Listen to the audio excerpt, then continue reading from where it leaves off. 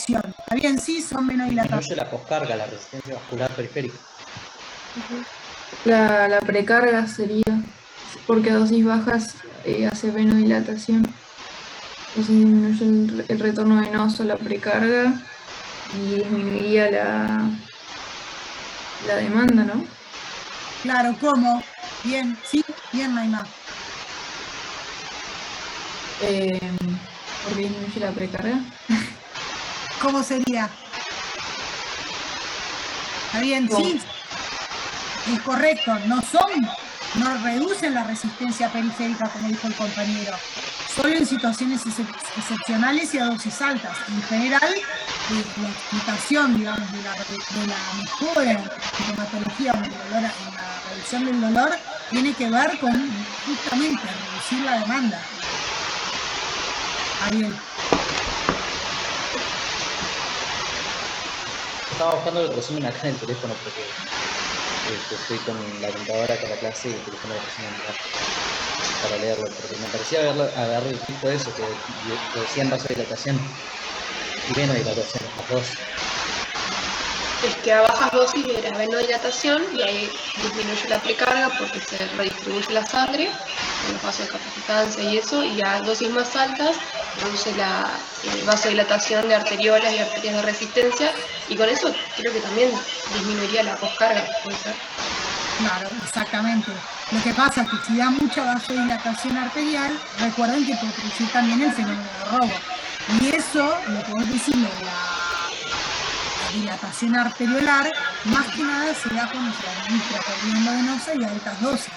No es lo habitual. En la mayoría de los casos que vamos a analizar en el práctico, no vamos a estar utilizando la nitroglicerina por vía endovenosa, vamos a estar utilizando los otros nitratos, con lo cual esa vasodilatación arterial prácticamente, digo porque, insisto con esto, porque es un error pensar que son vasodilatadores arteriales da la mejoría sintomática en el pegarginosis, no es así. ¿Sí? De hecho, cualquier paciente que llega con un dolor precordial a la guardia, si le comienza a administrar nitrato, justamente con el objetivo de reducir la precarga y de esa manera disminuye el consumo de oxígeno. Si se reduce la precarga, disminuye la tensión de la pared al final de la diástole y disminuye la contractilidad. Sobrecarga menos ese ventrículo. Si ese ventrículo llegara a estar insuficiente, imagínense, si se reduce la precarga, lo va a beneficiar. ¿Sí? Profe, entonces en los casos de proceso de anginoso sería para vasodilatación más que nada, y por vía intravenosa, que tenemos el efecto vasodilatación arterial, sería cuando se hace, por ejemplo, un infarto, en un proceso agudo. A ver. Porque a dosis bajas es más que nada venodilatador, que es lo que nosotros queremos para poder reducir la precarga. Pero está bien, pero me parece que lo que no les quedó claro es que si vos tenés un vaso tapado, tenés 3 vasos de este lado y un vaso tapado de este, y vos dilatás, se te va a dilatar todo este lado sano. Este lado enfermo poco se te va a dilatar. Entonces lo que vos tengas distal a la obstrucción va a reducirse la perfusión. O sea que tenés hasta más riesgo de generar más isquemia, ¿me explico? Eso es lo que me parece que ustedes confunden y creen que si vasodilata, mejor. No. Piensen en un caño. No sé, tienen 2 caños de ingreso a un domicilio. Uno está lleno de sarro, el otro no. Es lo mismo. Si vos aumentás la presión de agua de afuera, pues sí, pero el que está sano va a ir a mayor presión, va a llegar más sangre, más agua distalmente. El que está tapado, está tapado. A lo sumo, si le aumentás la presión, se arrastra todo el sarro y termina así, si se desprende. O sea, que guarda con ese digo, porque muchas veces pensamos que va por ese lado y no. ¿Sí? Y siempre caen en el mismo error y dicen lo mismo, porque son vasodilatadores arteriales.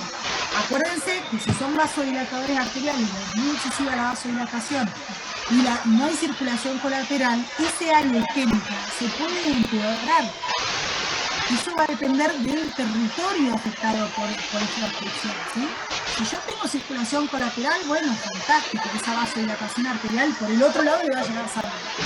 Pero que está enfermo probablemente no, porque no pueda vasodilatar, porque ese endotelio está enfermo, ¿sí? Por el otro lado le va a llegar. Pero si no hay circulación colateral, no hay circulación terminal, todas las áreas sanas le llega fantástico, pero enferma no. ¿Me explico? ¿Se entiende? Yo tengo una consulta, porque acá yo estudio el Flores. Y el Flores dice que dosis pequeñas causan importante venodilatación, que es lo que veníamos hablando, pero que origina redistribución del volumen circulante desde el corazón y los pulmones hacia las piernas y las áreas técnicas periféricas. O sea, no, como que me genera dudas eso, porque te dice que tiene la redistribución, el fenómeno de Y robo. claro, no, porque eso lo está aplicando a nivel venoso. Ajá. Aumenta la susitancia venosa, por eso es que disminuye la precarga. Ok, entonces como que toda la sangre se redistribuye a otras zonas y no queda toda al corazón. Entonces disminuís la Precarga, precarga. Ok. ¿sí? Eso es lo que te está diciendo. Porque aparte, piensen, si el área que se está isquemiando es un área extensa, puede que ya ese ventrículo ya no pueda contraer y mantener un volumen sistémico eficaz. Se le va acumulando sangre, ¿sí? Se va sobrecargando hasta que se vuelve más insuficiente aún, ¿sí?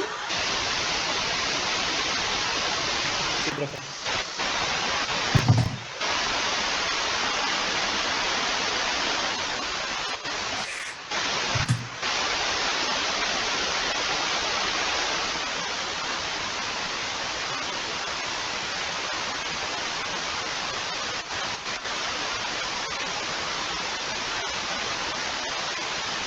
Bien. Queda claro entonces que el mecanismo de acción en el esquema fisiopatológico de la cardiopatía isquémica en la mejoría sintomática con el uso de nitratos está en relación con la reducción de la precarga, fundamentalmente, ¿sí? Y en la insuficiencia cardíaca congestiva, supóngase un edema agudo de pulmón hipertensivo. ¿Le beneficiaría a ese paciente el NPG o no? Por ejemplo, Empeoraría, que lo empeoraría. ¿Por qué? No, porque al generar vasodilatación aumentaría la no presión, pero sí el aumento del volumen accionario de sangre en la circulación pulmonar. ¿Qué piensa? Puede ser que mejore porque si disminuye el retorno venoso y disminuye la precarga, justamente está evitando ese efecto retrógrado que se vaya a los Exacto. pulmones. Va a reducir ese efecto retrógrado. Lo mismo, ¿sí? Esa venodilatación con el aumento de la capacitancia venosa reduce la precarga y ese ventrículo que está sobrecargado de volumen empieza a mejorar la contractilidad y empieza a reducir ese efecto retrógrado hacia los pulmones, ¿sí? De hecho es lo mismo que hace la furosemida, lo que hace la morfina, que hemos visto que también reducen la precarga por la venodilatación. ¿Sí? Bueno, ahora en un rato vamos a entrar en detalle de algunas otras cuestiones en relación a los nitratos. ¿Qué otro grupo podría tener utilidad acá en la cardiopatía isquémica? Los beta bloqueantes. Estarían disminuyendo la frecuencia cardíaca. Los beta bloqueantes. Bien, los beta bloqueantes, perfecto.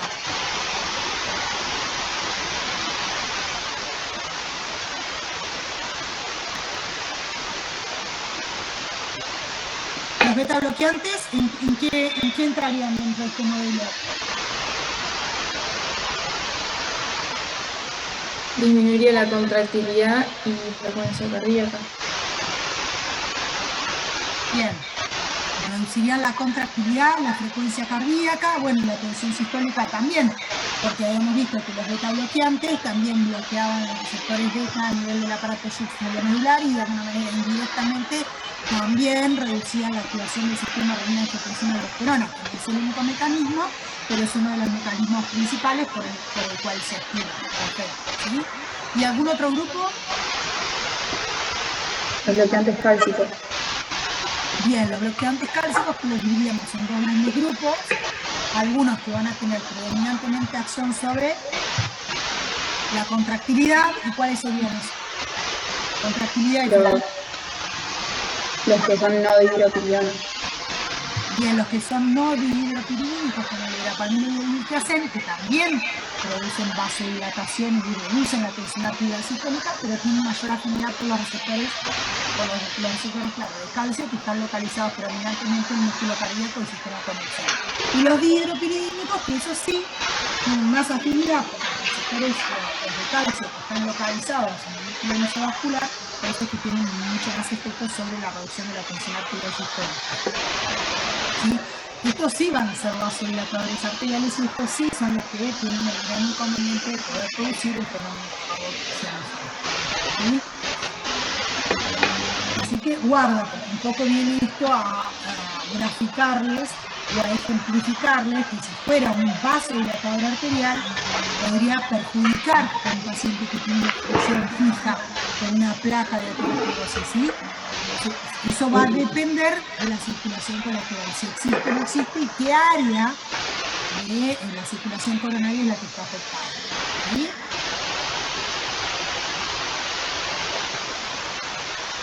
¿Sí o no? Sí. Entonces el fenómeno de robo sería porque al ser vasodilatador la sangre va a ir por los vasos sanos, entonces, y vamos a dejar desprotegida el área dañada que sería la que estamos haciendo. Claro, que eso va a depender eso va a depender si hay circulación colateral o no. Supónganse, para darle un ejemplo, si fuera un vaso que viene por acá, ¿sí? Y la obstrucción la tengo cercana acá al extremo distal del dedo, o si la tengo acá arriba. Si la tengo acá arriba, capaz que me va a poder llegar sangre a este lado del dedo por la otra arteria que viene del otro lado. Pero si yo vasodilato, no, me va a llegar sangre de ningún medio. Pero, ¿me explico? Pero si yo la obstrucción la tengo acá, perdón, más arriba, ahí sí no le llega ni por un lado ni por el otro. ¿Sí? ¿Me explico? Es físico eso. Un vaso que está obstruido, que tiene una placa, yo, digamos, habrá que ver, no tenemos mucha chance de saber si va a tener posibilidad de vasodilatar o no. Eso va a depender de cómo esté ese endotelio, ¿sí? De esa capa muscular, porque vieron que cuando se acumula la placa de ateroma, ese vaso, la pared de ese vaso está totalmente alterada. No podemos pretender que ese endotelio y esa pared vascular funcione como una pared vascular normal. No está normal, ¿sí? Hay inflamación, hay una capa de lípidos que está acumulada, ¿sí? Entonces, como para ver si entendí bien esto, porque sería dependiente de la circulación colateral. Si esa área no tiene una circulación colateral, me das más isquemia, lo que estás haciendo, porque le sacaste pocos flecos de niño que tenía. Claro. Si tiene circulación colateral, sí va a tener el efecto, digamos. Claro, pero eso nunca lo vas a saber hasta que no le hagas. ¿Sí? O sea, si vos llega un paciente con un vertiginoso, ¿qué le vas a dar? ¿Le vas a dar NTG? Perdón, ¿le vas a dar nifedipina, que es un bloqueante cálcico, o le darías un nitrato?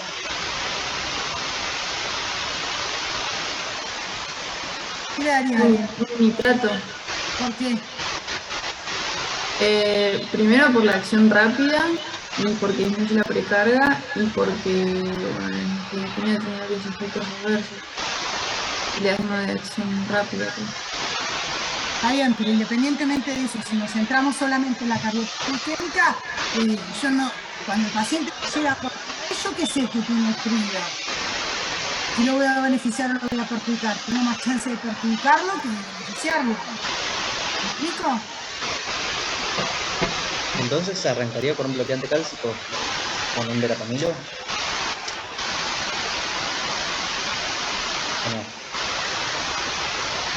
No, El infarto le das un por eso. nitrato por vía sublingual o algo así. claro, le das un nitrato. Siempre vas a arrancar con un nitrato. Aparte, si un verapamilo o un diltiazem, de aquí que se absorbe y hace efecto, el paciente, chao. Primero tenemos que conocer la fisiopatología, por eso insisto con esto de la fisiopatología. Primero tenemos que conocer la fisiopatología de la enfermedad. En función de eso, ver cuáles son los posibles grupos que podemos llegar a utilizar. Una cosa es la situación de urgencia aguda y otra cosa es el paciente crónico. Si el paciente es crónico, bueno, capaz que sí podrás instaurar con algún bloqueante cálcico, hidropiridínico para reducir la contractilidad, la frecuencia cardíaca y el consumo de cálcico. En agudo eso no te va a hacer nada. Tenés que ver cómo le mejoran la sintomatología y que si hay un área que se está isquemiando, que no realmente. Cuando lo estudien bien y lean, lo van a entender, me parece. Porque ahora me parece que están en el presupuesto y les cuesta entenderlo.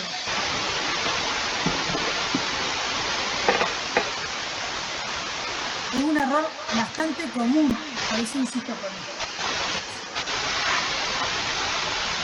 Bueno, vamos a ver la situación de salud 1, ¿lo leen?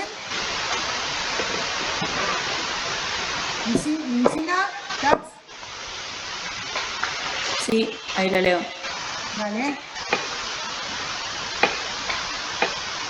Bueno, dice: Julio S., de 47 años, tiene antecedentes de tabaquismo, obesidad, alcoholismo, hipertensión no controlada y dislipemia.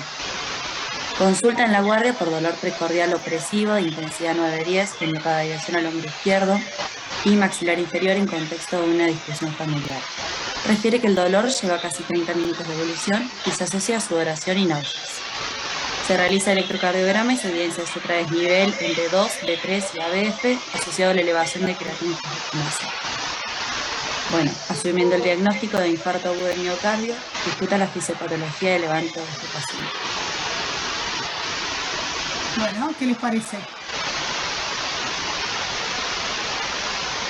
Esto ya debería salir de taquito. Y es lo que veníamos hablando, o sea, el paciente ya debería de haber tenido una oclusión arterial que le daba una cardiopatía isquémica y como hubo una discusión familiar, asumo que se le subió la presión, entonces aumenta la demanda miocárdica del oxígeno, porque tiene que hacer incluso más fuerza para eyectar la sangre, y eso es lo que deriva en todo este cuadro de empeoramiento de la isquemia, digamos. Y probablemente con los antecedentes digamos, de la obesidad, del alcoholismo, la hipertensión no controlada y la dislipemia, el paciente probablemente pase de una placa aterosclerótica estable a una inestable con este aumento de la presión y que se genere un trombo y así se ocluya la arteria. Bien, perfecto. ¿Y de qué les parece que es, si tiene en el electro se evidencia el supradesnivel en D2, D3 y ABF?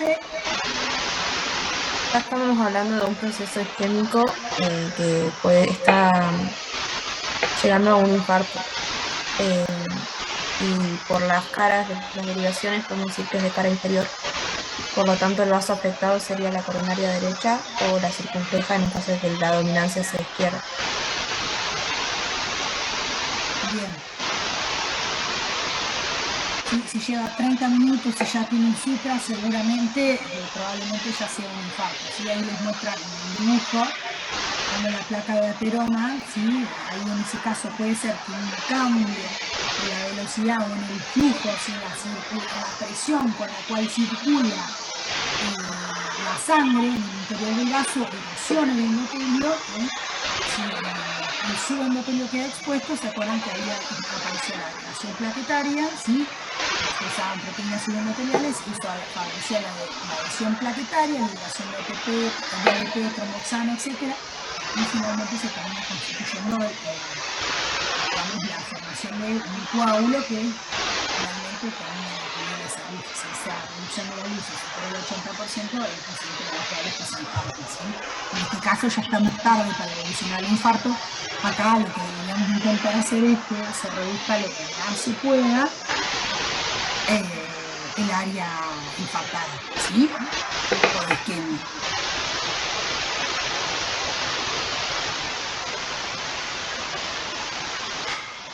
Entonces, profe, en este caso empezarías con un nitrato. Claro, sí. Este paciente, sin duda, ¿sí? Si llega rapidito a la guardia, aspirina, ¿sí? Para reducir que se siga constituyendo ese tapón plaquetario, aspirina, un nitrato, le podemos dar por vía sublingual hasta que le pongamos la vía y podemos administrar el nitrato por vía endovenosa y digamos el paciente se va a revascularizar o no de forma inmediata, con lo cual es que sí, si se hace trombolítico, claro, el tratamiento trombolítico, lo que fuera, ¿sí? Pero sí, un nitrato seguro, acá endovenoso se lo recontra merece, ¿sí? Claro, pero mientras tanto colocas la vía, como dijiste, le pondrías sublingual primero y después la vía venosa.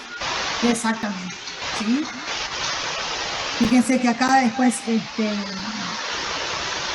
les dice, aunque no son vasodilatadores y precisamente por no serlo, dado el rol que tiene el manejo de la angina de pecho, habla ahí de los beta bloqueantes. Bueno, esto de cuál sería, digamos, acá tienen, no se las estoy compartiendo en la pantalla, pero tienen un muy práctico, y el esquemita de la balanza, ¿sí? Se reduce la oferta y aumenta la demanda. Bueno, ¿cómo tratar de buscar el equilibrio? Ya lo charlamos, ¿sí? La mayoría de estos tratamientos, de estos grupos, ¿sí? Los tratamientos farmacológicos, lo que van a buscar de alguna manera es reducir la demanda para justamente mejorar la sintomatología y la evolución del infarto, ¿sí? Bueno, acá después tienen la tablita, ¿sí? Los determinantes del consumo miocárdico, que esto ya también ya lo charlamos, ¿sí? Casi todos ya lo charlamos. Parece que ahí simplemente en función de lo que charlamos y relean, volver a estudiar.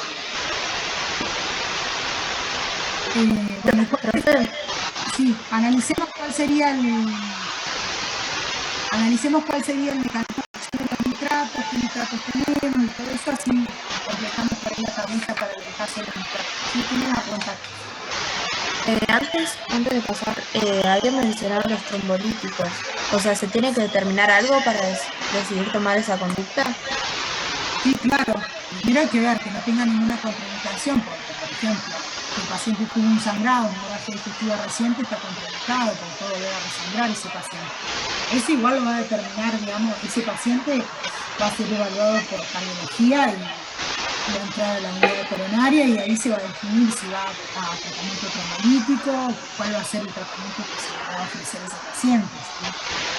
Probablemente no lo van a definir ustedes, pero sí, mientras tanto, pueden colocarle un nitrato sublingual, le colocan la vía, ¿sí?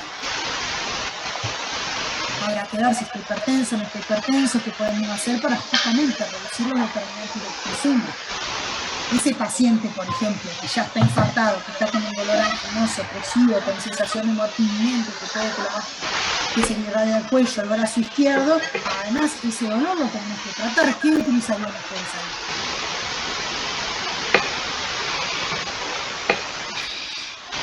ahí? Dolor.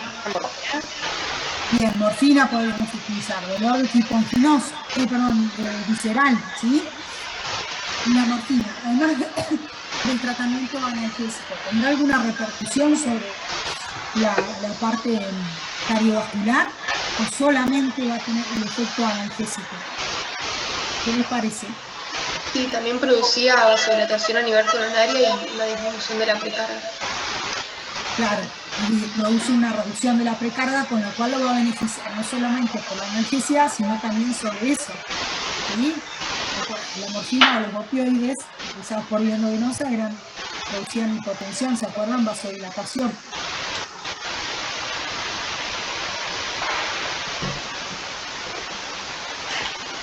¿Sí? A este paciente obviamente le colocamos oxígeno, la morfina para el dolor y para si puede tener efectos sobre la reducción de la precarga mejor, y el nitrato, ¿sí? La aspirina ¿para qué? Para evitar que progrese al infarto. En este caso ya está infartado, ¿no? ¿Sí? Pero bueno, está demostrado que reduce la mortalidad. Bien. ¿Y los nitratos? ¿Qué tenemos acá de los nitratos? ¿Cómo actuarían? Está bien, ya me dijeron que son venodilatadores, pero ¿cómo ejercen ese efecto?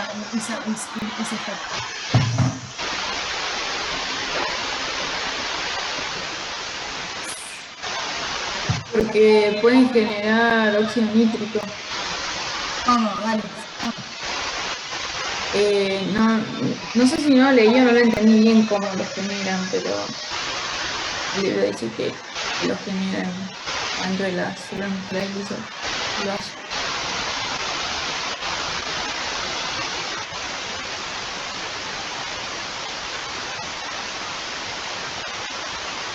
¿Resto? Puede ser que se hidrolizaban a nivel intracelular y a partir de estos fármacos se generaba el óxido nítrico que después fomentaba la activación del GMP cíclico y demás que terminaban generando la vasodilatación por toda la cascada intracelular, digamos. Inicia la conversión de guanosina a trifosfato, que es el GTP, en guanofosfato, que es el GMP cíclico, y mediante la activación de la guanilciclasa, que es la enzima que se ocupa de convertir a GMP cíclico. Esto es lo que genera, el dijimos recién, la vasodilatación, ¿sí? Se aumenta la capacitancia venosa, disminuye el retorno venoso y consecuentemente los volúmenes ventriculares. Los volúmenes y las presiones ventriculares, ¿sí? ¿Se acuerdan que la tensión de la pared, ya sea previo o durante la sístole, o sea, por aumento de precarga o por aumento de poscarga, va a aumentar el consumo de ¿sí?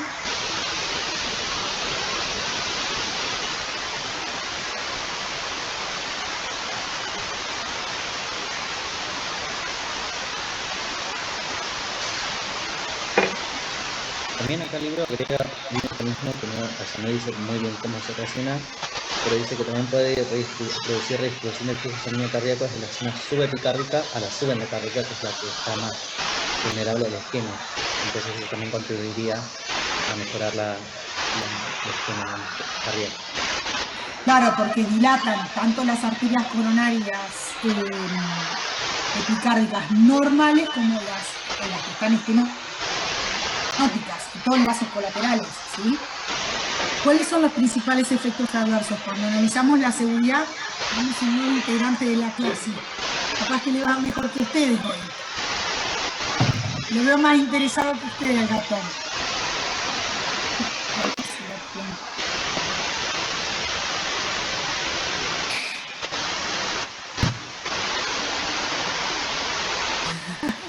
Tan interesado no estaba porque me sacó la clase. Ah, bueno. Y porque estabas leyendo mal. Me está ayudando, mira. Bueno.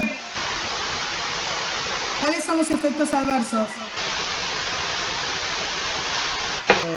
Hipotensión, decía, mareos, Claro. Cefalea, cefalea. también. Claro, acuérdense que son vasodilatadores, la radiculum facial, la cefalea por la venodilatación también, la vasodilatación. Y después tienen un gran inconveniente que es interesante tenerlo en cuenta, sobre todo cuando necesitamos administrarlo durante un periodo un poco más alargado de tiempo. ¿Cuál es? Generan tolerancia.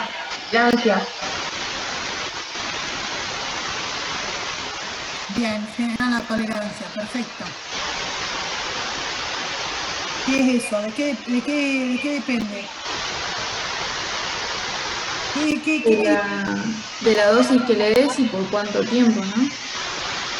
Exactamente. ¿Cómo definir? También por la vía de administración, porque decía que es la más frecuente que se produce tolerancia cuando se administra en preparados orales de liberación física. Bien. Y parches. Importante, ¿por qué? Porque puede atenuar, digamos, los beneficios de los nitratos, por eso es interesante saberla y conocerla, ¿sí?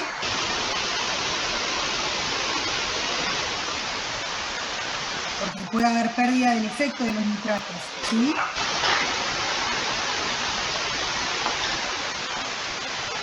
Profe, una pregunta. Leí en algún lado que también podían aumentar la presión intraocular, aumentando el riesgo de glaucoma, pero no sabía si es así o no. Sí, puede llegar a ser, la verdad que no lo he visto y no le daría tanta trascendencia, porque a ver, acá en este caso, hay, digamos, como siempre decimos, la reducción del beneficio de riesgo, ¿sí? Hay pacientes que se están infartando, o sea, si nos quedamos sin ventrículos, es como que ya, ¿sí? ¿Y cómo definíamos la tolerancia? ¿Se acuerdan?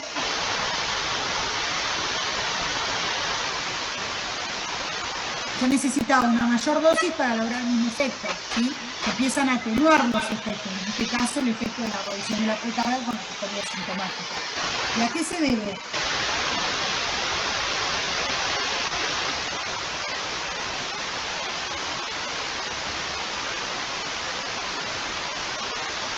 En el libro no era muy específico, pero decía que como que disminuye la actividad de algunas enzimas. Bien, sí, no está del todo claro, se postulan varios mecanismos que puedan contribuir a la aparición de la tolerancia. Al principio los grupos fibrilos, activación de la respuesta neurohormonal, o sea que se activa el sistema renal potencial a la aldosterona, retención del sodio, expansión de la bulimia.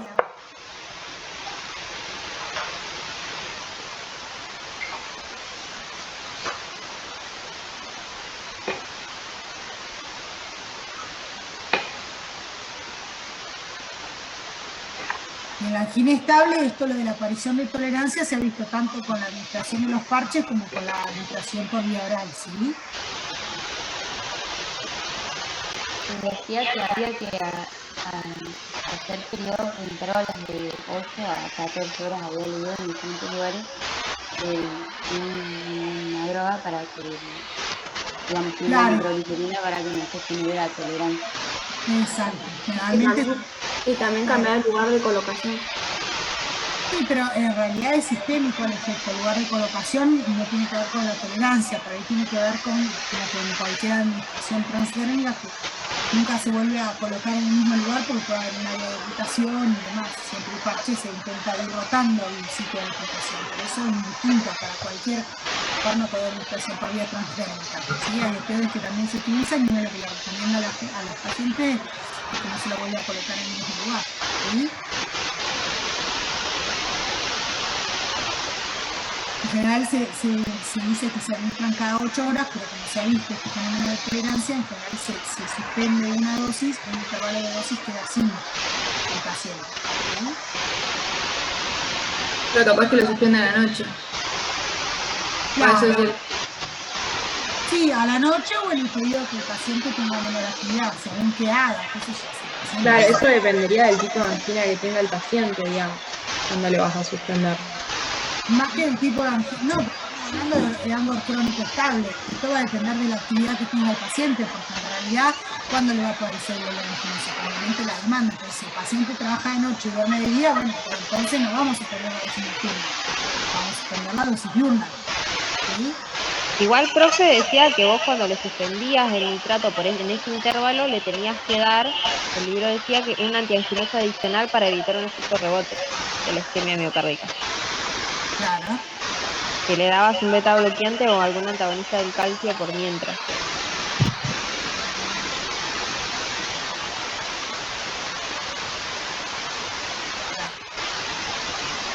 Si hay alguien más que está ahí que quiere participar, que se ponga en la cámara, porque la verdad que me distraigo. Las chicas se están riendo todo el tiempo y no sé con quién están hablando ni de qué están hablando. Es muy difícil dar clases así.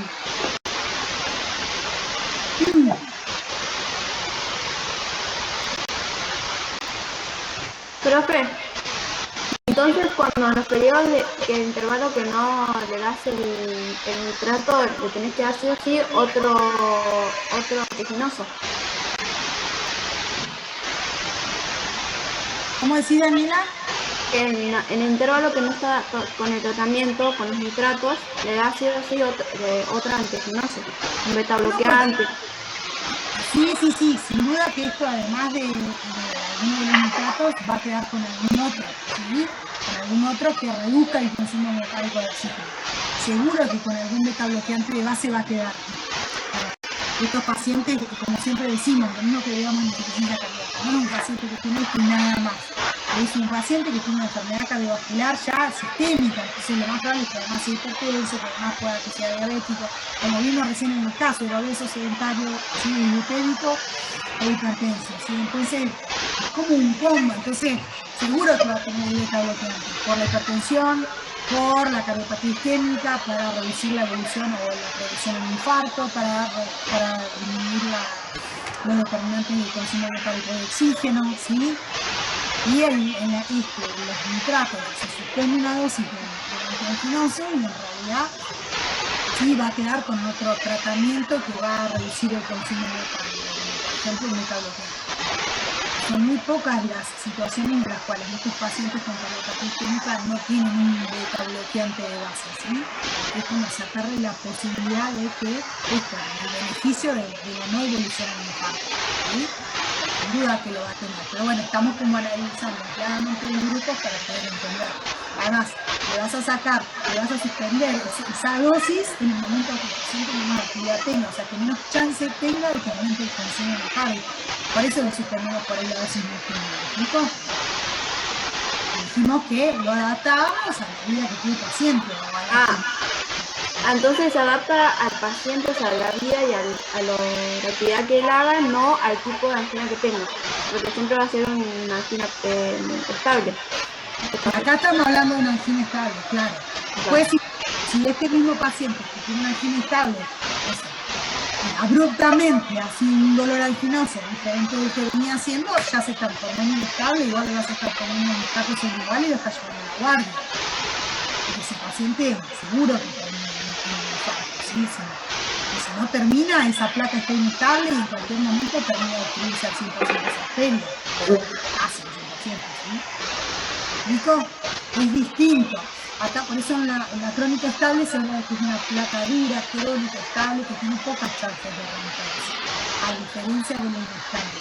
Cuando el inestable se forma un trombito, reduce la luz y cualquier cambio en la velocidad de circulación en el interior del vaso puede erosionar ese trombo y se retrombosa todo, se termina de tapar. Por eso es que en esas situaciones lo que buscamos cuando le administramos ahí nomás la heparina en la inestable es tratar de que ese trombo le destruya toda la luz y progrese un infarto, ¿sí?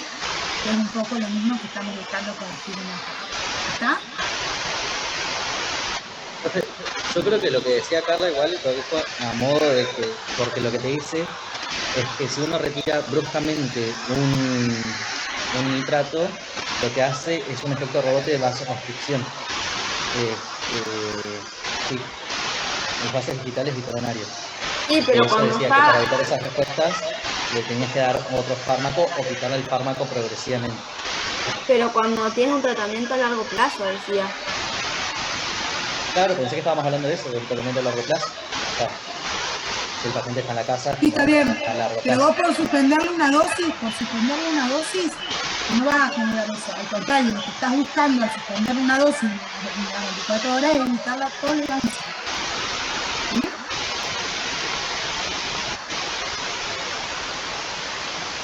Y acá vamos a dividir los nitratos en dos situaciones distintas. El episodio agudo, que por ahí, digamos, lo van a tener que utilizar.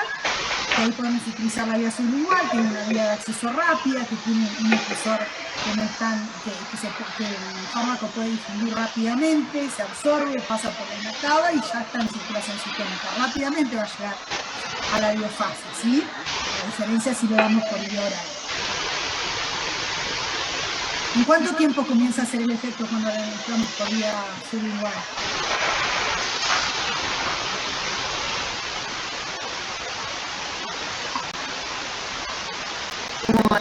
Entre 20 minutos.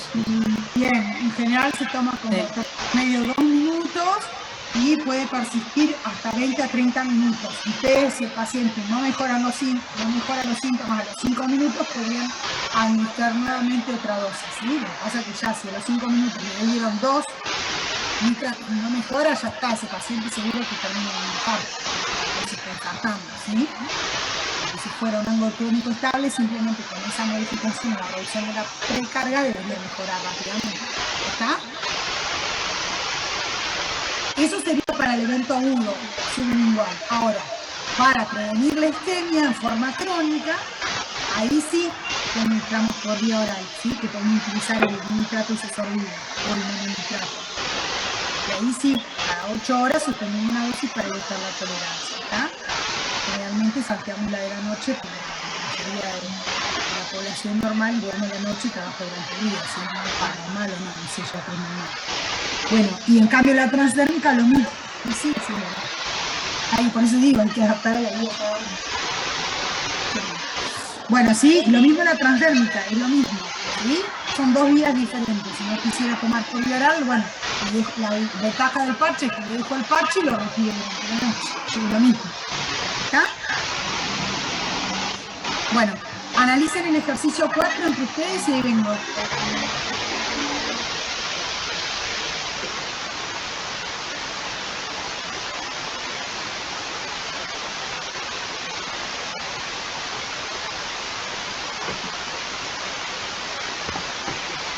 ¿Leo? Dale, Lu. Bueno, Susana R., de 50 años, tiene antecedentes de dislipemia, sedentarismo y ángulo crónico estable. Refiere tener dolor precordial ante esfuerzo, como subir un piso por escaleras hace 4 meses, sin notar cambios en la aparición del dolor.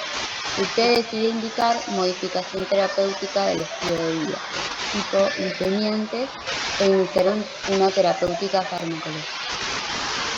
¿Qué recomendaciones le daría de modificar el estilo de vida?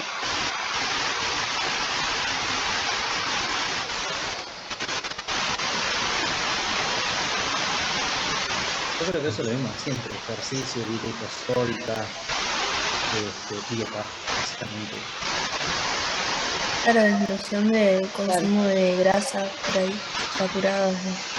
No dice nada del alcohol, pero también está haciendo el alcohol, cigarrillo, no hay nada más que lo que sustituya. O sea, medidas no farmacológicas tampoco. Sí, y al menos caminar 30 minutos al día. O sea, ejercicio aeróbico más que nada.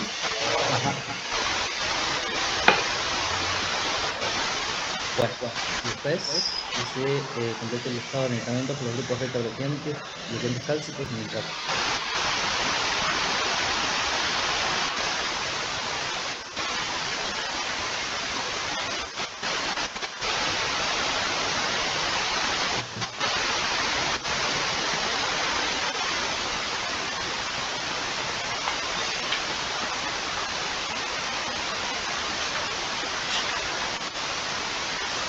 ¿Hicieron el cuadrito del 3? No se la guía.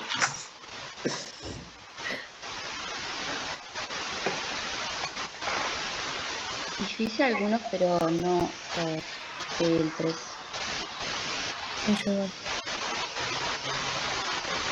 Sí. El cuadrito de 3 igual es parecido al que está en la página. Sí, casi tal cual. Es re parecido. El del ejercicio 2 es más parecido todavía a la primera parte. ¿Página? 653. Ahí está arriba del todo. Es la tabla 40. Gracias. Inclusive en la página anterior está bueno porque están todos los factores que influyen en la oferta y la demanda. Entonces por ahí es como más completo. Está todo puesto en casaditas. En el Flores también. ¿no? Sí. En la página anterior hasta serían las 652.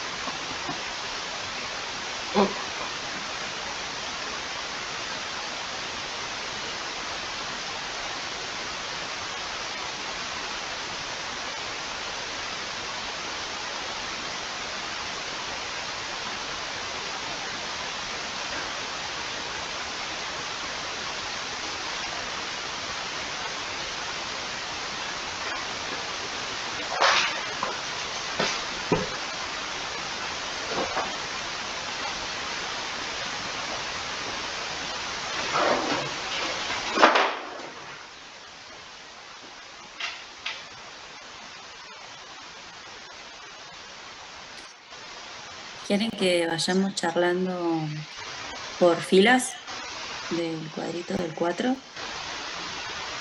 Dale. Dale. No, Luisina, la verdad que no. Dale. Bueno, señor, como usted diga. Bueno, betabloqueantes. ¿Alguno quiere decir los fármacos prototipo? El atenolol. Sí, atenolol, por ejemplo. Sí, yo agregué también el propanolol.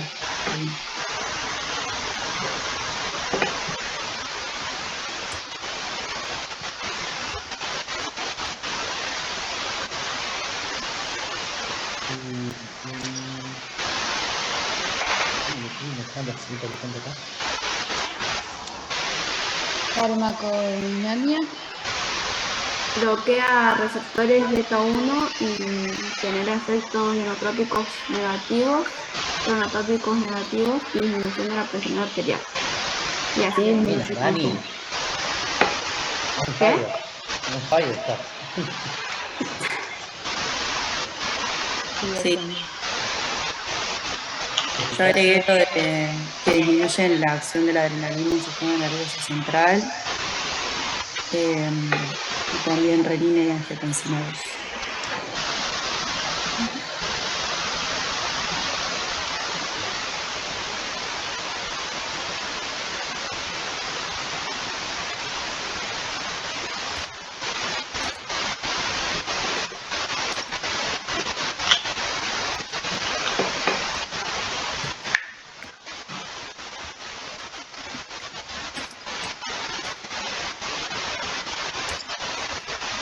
Después la eficacia y seguridad, la eficacia es gran de alta eficacia para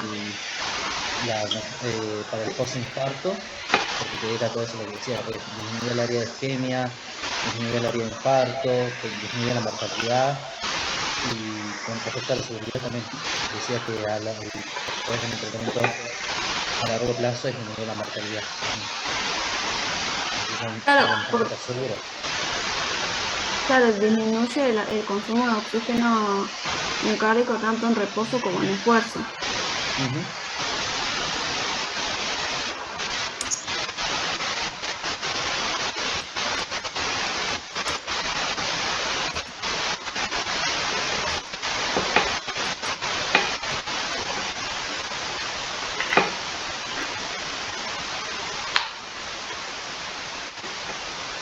Y costo.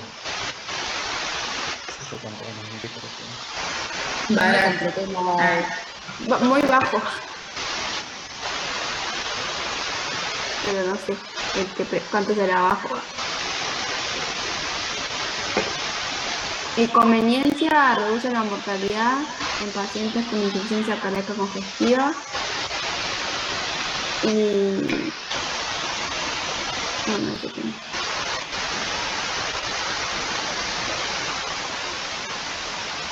Sí, yo también puse de elección para hipertensión arterial. Creo que es uno de los medicamentos estándar, pero no.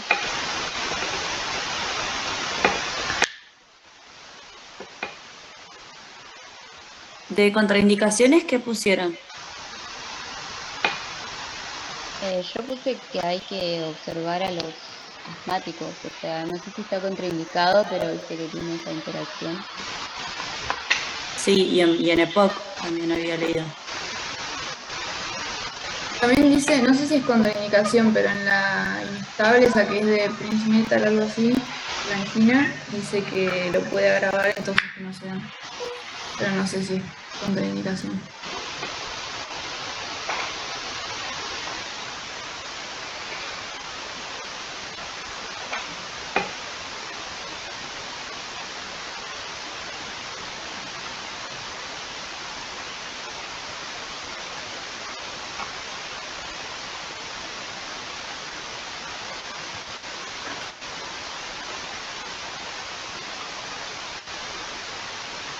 También puse que hay que administrar con precaución en pacientes que se administran con glucósidos, Veranpil y Tiafem, y otros que repriman la conducción auriculoventricular. Claro, porque el beta-bloqueante puede provocar disminución de las funciones articulares, o sea, aumentar la disminución. Sí.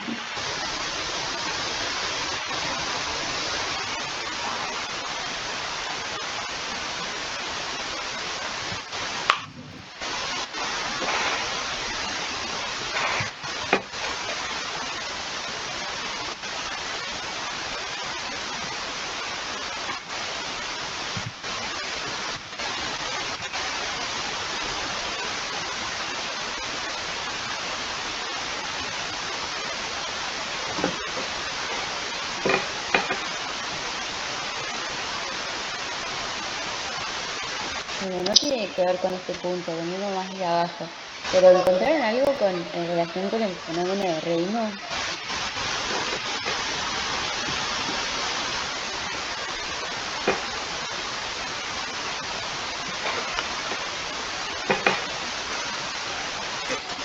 ¿En qué punto era, Lu? O sea, ¿por qué lo causa? Punto 9, sí, porque se causaba. Me costó un montón encontrar ese punto, o sea, ni siquiera aparece entre de las cosas que te pasan en el libro, no lo encontré. Era porque Yo le puse por vasoconstricción periférica. claro, porque Pero te capaz afecta, los que actúan sobre el alfa y beta hacen eso. te afecta creo que los receptores beta, y entonces deja a los alfa. Y los alfa lo que van a hacer es la vasoconstricción. Entonces deja la perfusión a nivel distal. Claro, antagoniza el efecto vasodilatador, sería.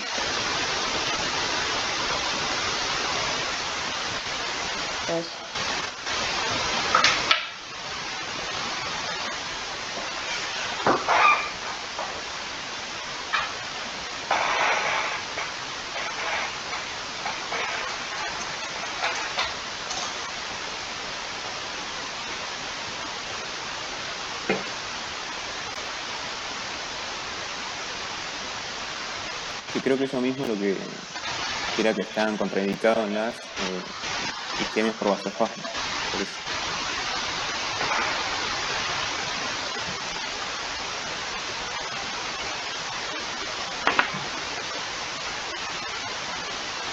Chicos, me tengo que ir a un teórico del módulo 3. Me escriben por el chat de WhatsApp si me hablan. Le decimos que te fuiste a cursar. Vale, Luis, sí. No, igual lo dejo conectado, pero cualquier cosa avísame. Gracias, chiquis.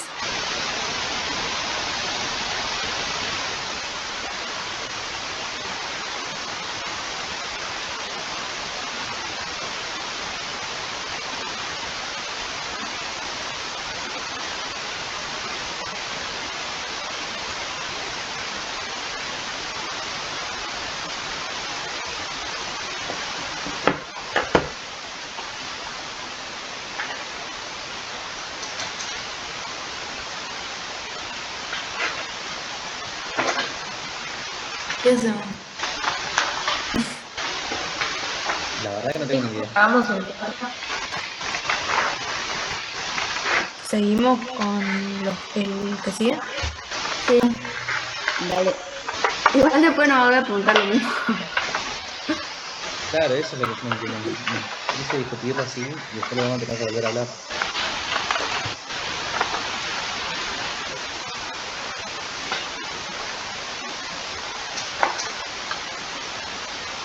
Pero bueno, ¿qué pusieron de fármaco prototipo en la...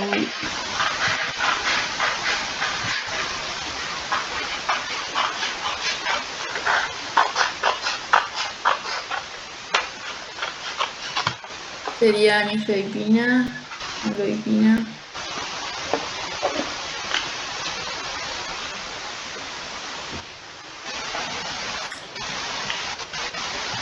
Sí, yo puse amlodipina. Literalmente están arriba, ahí arriba en el ejercicio de arriba. Sí. Amlodipina y nifedipina. Y después los otros son el DPSM y el verapamil. Claro.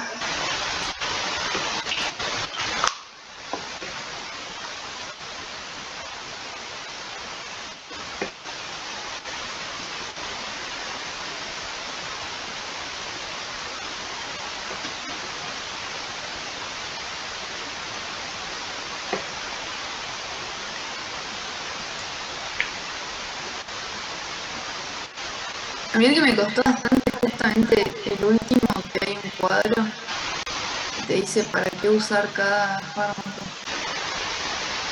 A mí también me costó un poco eso. Pero al final del capítulo te dice un poco que algunos usan para hipertensos, justo, y para diabetes.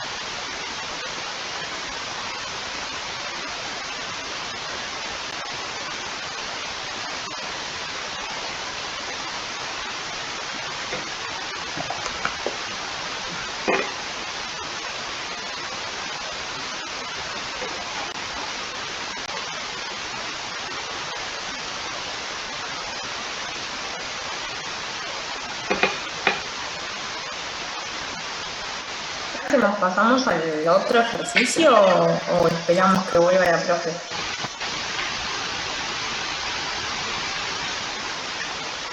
De última lo que podemos hacer, porque estos ejercicios son más o menos lo mismo que venimos hablando es pasar a los otros ejercicios y de última decirle que los otros ya los hablamos.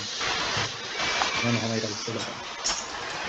Por ahí completar la tablita esa de los usos principales. La última, que es como la más complicada. Pero a mí también me costó. Dale.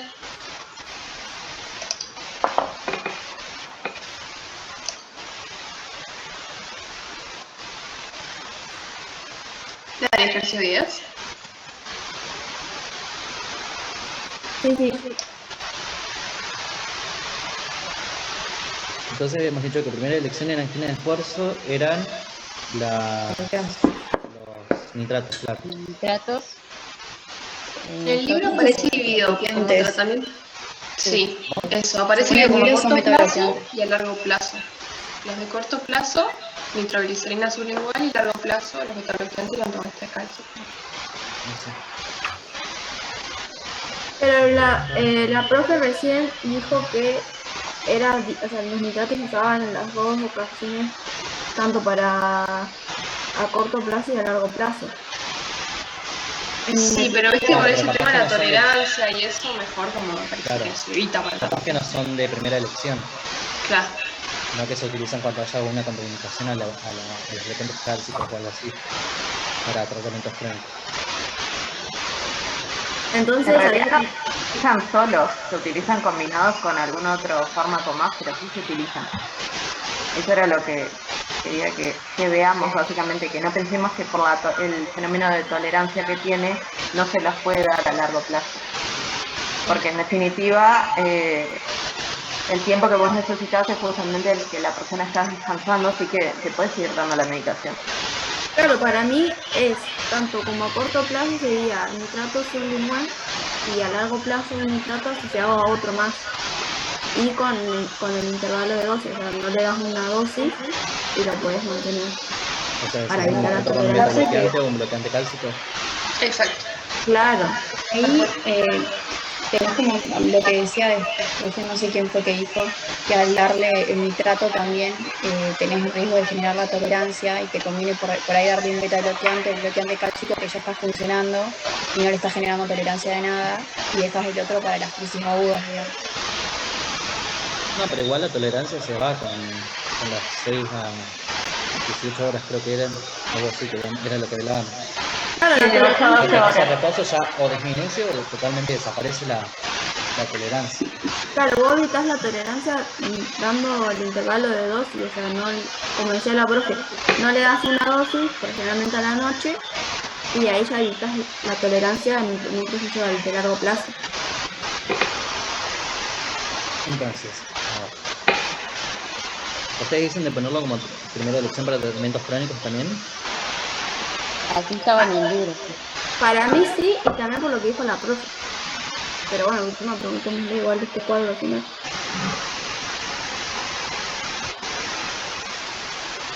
yo tengo en el tratamiento crónico que se puede dar, pero es como que se da, por ejemplo, en dosis de cada 6 horas, pero a la noche se suspende la dosis de la noche y al otro día se retoma otra vez cada 6 horas. Entonces eso ayuda a no generar esa tolerancia que no queremos ser. Claro, lo que decía la profe, dependiendo del estilo de vida. Que si nada, justo labura a la noche, pues no se la suspende a la noche. Claro, básicamente le suspendés el momento en donde aparece Menos la actividad fuerza. técnica. Bueno, después, ¿cuál era el otro que seguía? Primera lección en angina de reposo. ¿Qué pusieron? Lo mismo, nitratos y beta bloqueantes, en ausencia de contraindicaciones. Ah, yo le puse no beta bloqueantes porque como que está contraindicado en angina de reposo. El libro creo que decía eso por algún lado. Pasa que para mí que en el libro te hace confundir entre la de vasoespasmo y la angina de reposo, que es el estable, creo.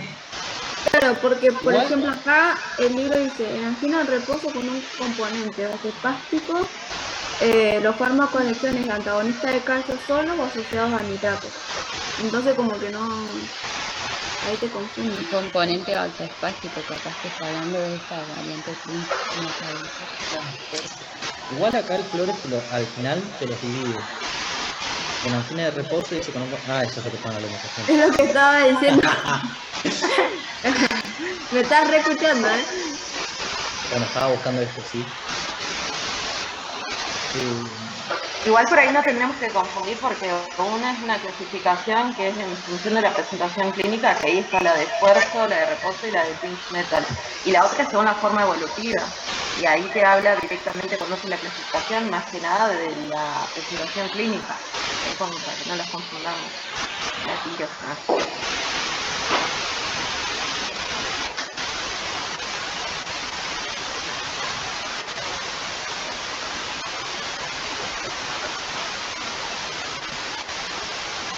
Bueno, ¿qué analizaron?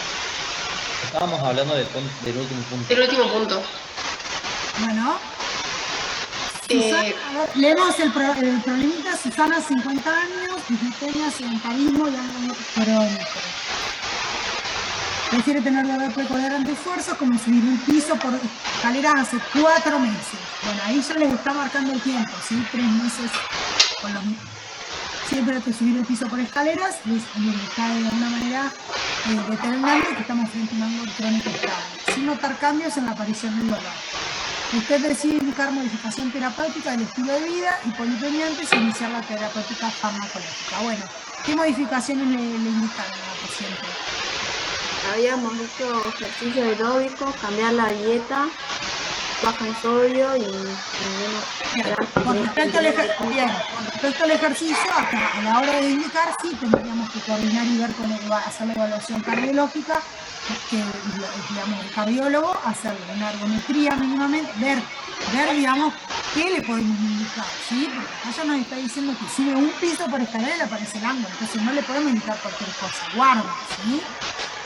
Bien. Habíamos hablado caminar, por ejemplo, ¿puede ser algo así? Sí, también, pero habrá que ver cuánto. Porque capaz que camina 3 cuadras y aparece el dolor, según la intensidad de esa caminata, ¿sí? Por eso digo, tenemos que determinar bien hasta dónde le podemos exigir ese paciente, ¿sí? Para eso hay que estudiarlo bien desde el punto de vista funcional, ¿sí? Bueno. ¿Qué más? Modificaciones también en la alimentación, como dijo la compañera, alimentos bajos en sodio, bajos en grasa. Se consume alcohol o tabaco que no consume más. Bien. Perfecto, sí. Tengan en cuenta que el tabaquismo también, ¿qué hace con el consumo metálico de oxígeno?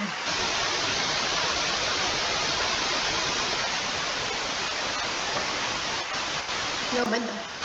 Y aparte también produce la alteración en el endotelio y puede generar placas. Bien, lo aumenta porque favorece la descarga adrenérgica con vasoconstricción, ¿sí?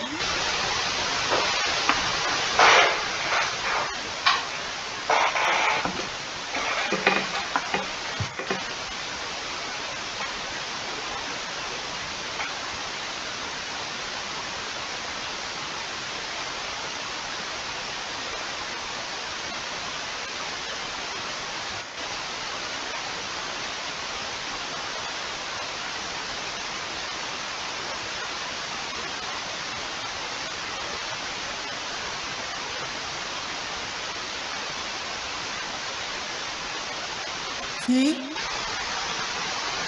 ¿Qué más se le harían a esta gente con respecto a los grupos? El grupo, lo que es nitrito, medio que ya lo charlamos, podríamos indicarle para prevenir, ¿sí?, la aparición del dolor anginoso, en este caso utilizaríamos la forma de parche o la forma por vía oral, ¿sí? Bien, y con respecto a nitratos ya hablamos, teníamos el dinitrato, el mononitrato, ¿sí? Y teníamos la nitroglicerina, que era la que podíamos administrar por vía endovenosa. Hablamos de la farmacodinamia, hablamos de la eficacia, que eso no hicimos demasiado hincapié, pero bueno, sí reducen los síntomas sin tener demasiado impacto en la mortalidad, pero bueno, los síntomas los debemos mejorar, ¿sí? En cuanto a la seguridad, hablamos, ¿sí?, de la remitimia, la cefalea, la tolerancia, y cuando analizamos ahí la conveniencia, tenemos en cuenta, bueno, por qué día lo podemos administrar, ¿sí?, cada cuánto, qué metabolismo tiene, interacciones, etc. ¿Sí? Y con respecto a beta bloqueantes, ¿cómo sería el mecanismo? Son bloqueantes beta o antagonistas competitivos de los receptores beta. Pero bueno, ¿cómo explicarían parte de los beneficios en la cardiopatía isquémica? Ya los dijimos. Pero a ver si quedó claro, Luciana. Habíamos hablado que disminuye la frecuencia cardíaca, disminuye la contractilidad también al actuar así sobre los receptores beta. Bien. ¿Sí? Reduce la contractilidad. Tendría efectos inotrópicos y cronotrópicos negativos y disminuiría la presión arterial, entonces así no se consume oxígeno en el cardio. Bien. Y disminuía también lo que te dijo, profe, el tema de la secreción de renina. Exactamente, ¿sí? Y también el remodelamiento, que acá si hay isquemia, también ese remodelamiento, digamos, por la isquemia, también va a volver más insuficiente ese ventrículo, ¿sí? Y acá podríamos dividir a los beta bloqueantes, o sea, lo del efecto antianginoso estaría vinculado con la disminución de la respuesta cardíaca a todos los estímulos adrenérgicos, porque ante un aumento de la demanda por descarga adrenérgica, estarían todos los receptores bloqueados, ¿sí? Sobre todo si aumenta la descarga adrenérgica, al estar antagonizados por estos receptores, mayor efecto antianginoso van a tener. Y por otro lado también, es una resistencia periférica con el, ¿sí? Y bueno, ni hablar, si el paciente hace ejercicio o alguna actividad que aumente la demanda, van a estar bloqueados estos mecanismos que van a aumentar el crecimiento. Y esto es en cuanto a la eficacia clínica en cardiopatía isquémica. ¿Qué les parece? Tiene buena eficacia porque además disminuye el remodelamiento.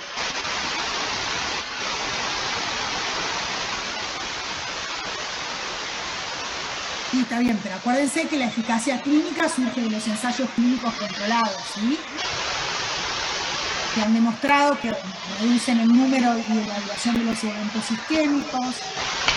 Hay varios metaanálisis que dicen que luego de un infarto demuestran que reduce la mortalidad y también reduce la aparición de muerte súbita, porque muchas veces con la isquemia, según el territorio afectado, puede que el sistema de conducción cardíaca puede ser afectado y resalta el riesgo de muerte súbita.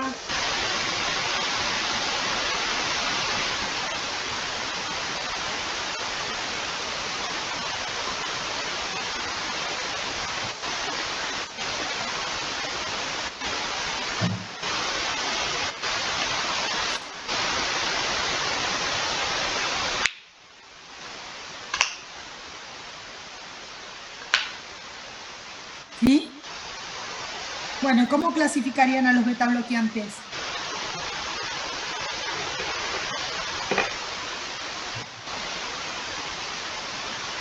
Acuérdense que la...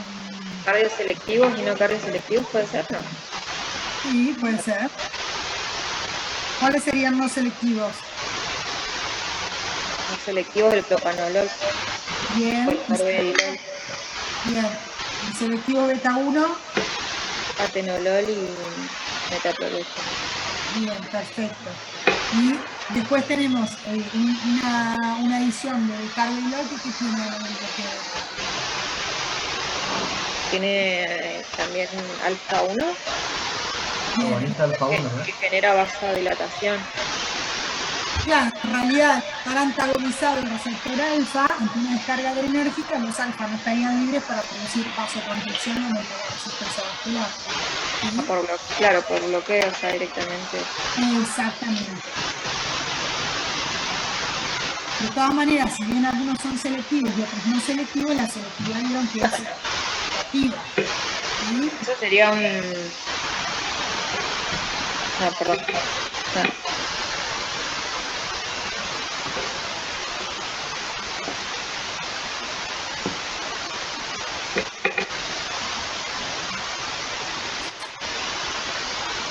¿Sí?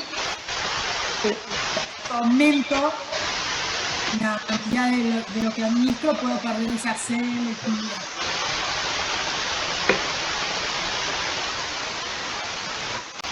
¿Sí? El carvedilol a dosis altas vamos a tener esa acción vasodilatadora agregada.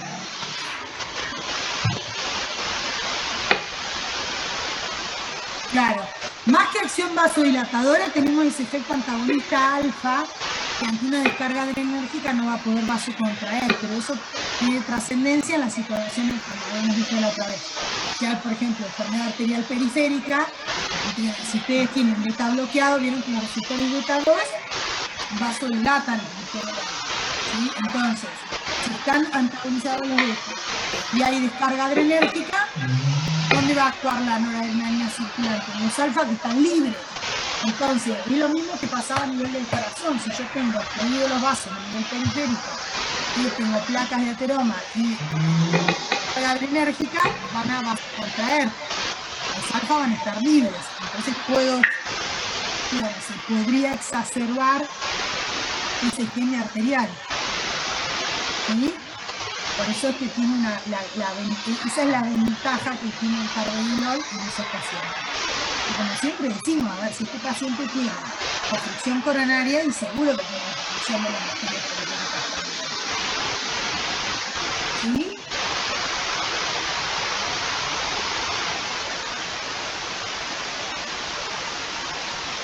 Bueno, ¿qué más tenemos de los beta bloqueantes? Efectos adversos, inseguridad, ¿qué podríamos decir? Eficacia, ya dijimos, ¿no? Disminuye la aparición de muerte súbita, disminuye mortalidad por todas las causas, disminuye el número y la duración de los eventos isquémicos. O sea, hay evidencias científicas que avalan su uso en la cardiopatía isquémica. Por lo cual, como decíamos hoy, seguro que va a tener algún beta bloqueante y inseguridad, ¿qué podríamos decir? Tiene... Hola. Puede ser que está contraindicado en asma y en el POC. ¿Por qué ella tiene? Por la acción sobre los receptores beta. ¿Todos están contraindicados? Principalmente los cardioselectivos. Los no cardioselectivos. ¿Por qué? ¿Cómo se puede producir la broncoconstricción que mencionas? A altas dosis producía bloqueo de los beta 2, entonces ahí producía la broncoconstricción, porque en beta 2 son broncodilatadores. Claro, porque el aumento del AMP cíclico a nivel del músculo lisobronquial relajaba, ¿se acuerdan? Porque se fosforilaban proteínas que impedían la interacción actina-enzima. Entonces, si yo utilizo los no selectivos, utilizo los beta 1 selectivos en dosis altas, podría perder esa selectividad y antagonizar también el beta. Pero en realidad la de la contraindicación también se habrá que evaluar qué estadio de enfermedad pulmonar obstructiva crónica está ese paciente, si es leve, moderado o un severo. ¿Sí?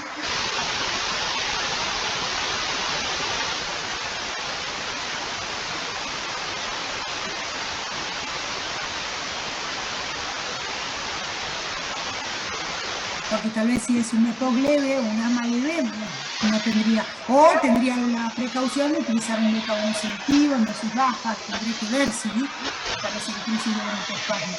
Lo mismo, un paciente EPOC, piensen, seguro lo más probable es que haya sido un fumador de larga data. Si es un fumador de larga data, probablemente enfermedad pulmonar tiene cardiopatía isquémica, digamos, muy difícil a ese paciente no ofrecerle el beneficio de la reducción en la mortalidad y decir, no, tiene todo, entonces no se lo tendré que ver, buscaré más selectivo, trataré de utilizar una dosis baja, porque desde el punto de vista cardiovascular va a tener grandes beneficios con el tratamiento con beta-glucano, ¿sí? Porque acá no tenemos muchas opciones más que reduzcan la mortalidad, muerte súbita, ¿sí? Y todos los beneficios que tiene el beta-glucano en nuestros pacientes. ¿Me explico? O sea, serían como contraindicaciones relativas o situaciones clínicas en las cuales uno tiene que quedarse responsable. Lo mismo va a pasar en el diabético. ¿Qué, Carla?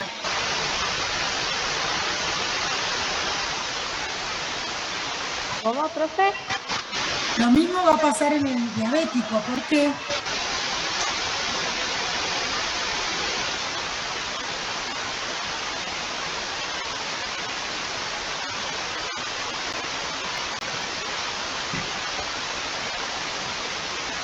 Porque la célula beta también tiene receptores para los receptores beta, entonces modifica la liberación de insulina también en los diabéticos. ¿Cómo sería? Que la célula beta del páncreas tiene receptores beta, entonces cuando vos beta bloqueas, también modifica la liberación de insulina. ¿Cómo sería?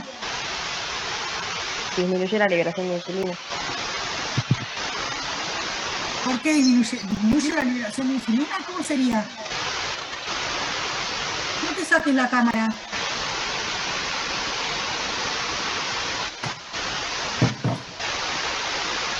No es que la saco, profe, sino que anda mal en internet y se apaga. A cada rato. ¿Es tan difícil dar clases así?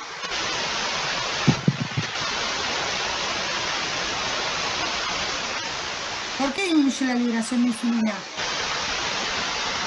¿Qué piensa el resto?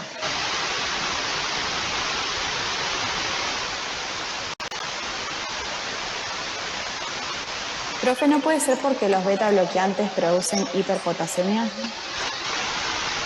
¿Y eso disminuía la liberación de insulina? Sí, yo no iría tanto por lo de la liberación de insulina. Puede que tenga algún impacto porque hay receptores alfa sobre todo a nivel de la célula beta pancreática. Pero los receptores beta van a ser de mayor trascendencia en ese caso a nivel hepático. ¿Qué hace el hígado? Esto es fisiología, ¿eh? Josefina. Gonzalo.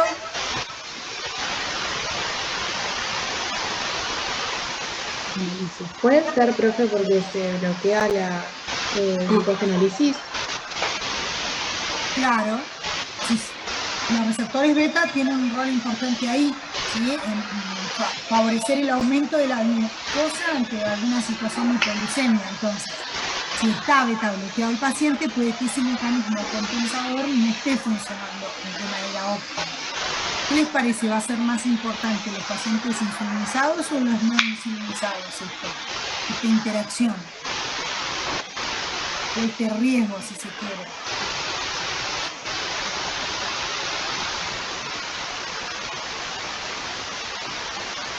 ¿Malena? ¿Cómo, profe? ¿Puede repetir la pregunta? Se me cortó por eso. Sí, está bien. Esta interacción, ¿en quiénes va a ser más riesgosa? ¿Los pacientes insulinizados o los no insulinizados? Teniendo en cuenta también, o sea, cómo actúa el beta bloqueante a nivel de beta 2 en el hígado. Claro. Y en ese caso sería más peligroso en pacientes que estén recibiendo insulina exógena, porque justamente vos no vas a tener el suministro de glucosa que está por parte del hígado. Sí, más que nada porque el que está insulinizado tiene más chance por ahí de hacer una hipoglucemia. O el paciente diabético que el tratamiento que esté recibiendo sea con cetocarbonato, ¿sí? Como por ejemplo la sulfonilureasa. En ese caso, si hace un episodio de hipoglucemia y está con beta bloqueantes, puede que le cueste más. Pero lo mismo, insisto, es un paciente seguramente que es diabético, hipertenso, es muy glucémico, con cardiopatía isquémica, que es muy difícil no darle el beta bloqueante. Son situaciones en las que tengo que pensarlo, si hay un episodio como eso, bueno, tendré más recaudo, o controlaré estaré más atento a los controles glucémicos, ¿sí? O a los registros de glucemia que tiene. Si está muy brindando la hipoglucemia, bueno, le bajaré la dosis de insulina, ¿sí? Habrá que ver, siempre tenemos que ver frente a qué paciente estemos y qué pauta de alarma también tiene ese paciente, ¿sí? Lo que pasa que ante un episodio de hipoglucemia, ¿qué hace el sistema nervioso simpático? Descarga noradrenalina, se activa el simpático. Y si todos los mecanismos que intentan, digamos, compensar eso están bloqueados, le va a costar a ese paciente, ¿sí? Y más, de hecho, va a ser la hipoglucemia y no va a tener taquicardia ni palpitación. ¿Sí? ¿Sí o no?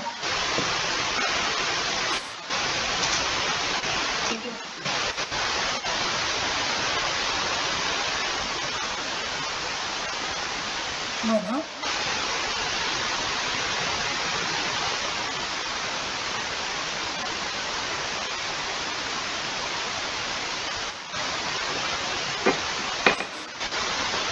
¿Qué otra situación de riesgo se les ocurre que pueden tener con este paciente?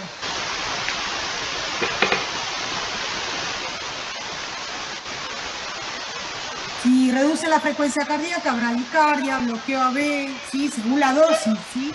En general, lo que se busca cuando los pacientes reciben tratamiento con beta bloqueante es alcanzar una frecuencia cardíaca por ahí cercana a 50 por minuto. O sea que, en realidad, si el paciente tolera, puede que eso sea lo que busquemos, ¿sí? ¿Algún otro efecto adverso? Mareos. Habían también efectos adversos gastrointestinales como vómitos, diarrea, decía. Sí, pero en general son bastante bien tolerados, ¿sí? Después puede que varíe, ¿se acuerdan que habíamos visto en básica el propanolol, que era muy selectivo, que era muy liposoluble, que atravesaba la barrera hematoencefálica, que podía dar pesadillas, ¿sí? Que tenía por ahí más efectos adversos, porque bueno, al tener una distribución más amplia, logra tener efecto en todos los órganos que tengan receptor beta, ¿sí? Entonces, cuando... Sí. Había leído, pero no encuentro el por qué en el embarazo también está contraindicado. Sí, porque le van a reducir la frecuencia cardíaca al niño. Atraviesan la placenta. Claro, mal, para el que estamos diciendo recién, si es contra el hiposoluble. ¿Sí? También dice que genera disfunción sexual. Sí, como cualquier grupo farmacológico que reduzca los valores de presión arterial, ¿sí? Más aún si el paciente tiene enfermedad vascular periférica, ¿sí? En general, como vemos, son bastante bien tolerados, con las excepciones que dijimos recién, ¿sí? Bueno, dijimos la de la bradicardia, la de la o sea, si el paciente tiene algún trastorno de conducción, lo pueden tolerar. Si recibe algún otro fármaco ahí, sería en conveniencia las interacciones. Si recibe algún otro que tiene la frecuencia cardíaca, bueno, puede empeorar por la cuestionista, ¿no? De infección. Después dijimos lo del asma, el EPOC, lo mismo. Eso tenemos que tener en cuenta la selectividad, ¿sí? Y evaluar al paciente. Lo de las alteraciones para compensar un fenómeno de hipoglucemia, como dijimos recién. Lo de agravar una arteriopatía periférica, como mencionamos recién, ¿sí? o de potencia sexual, como decía la compañera. Por lo general son bastante bien tolerados. Y algo a tener en cuenta que es muy importante, que es, con respecto a lo que podemos mencionar en la seguridad.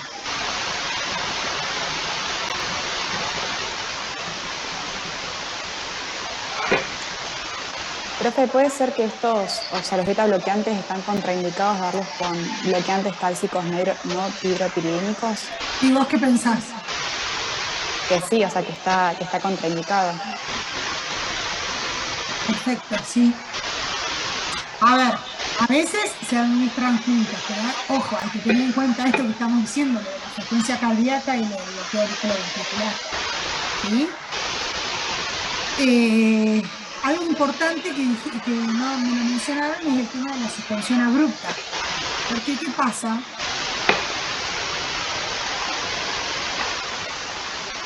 Hay un efecto rebote. Se genera como un síndrome de abstinencia. Claro, porque producía regulación al alza de los receptores. Entonces, si vos se lo suspendés abruptamente, genera el síndrome de abstinencia. Sí, o aparte por ahí, claro, o al suspenderse abruptamente también puede haber la hiperactividad simpática que generan, también puede aumentar el consumo miocárdico de oxígeno y de esa manera exacerbar la isquemia, ¿sí? Bien.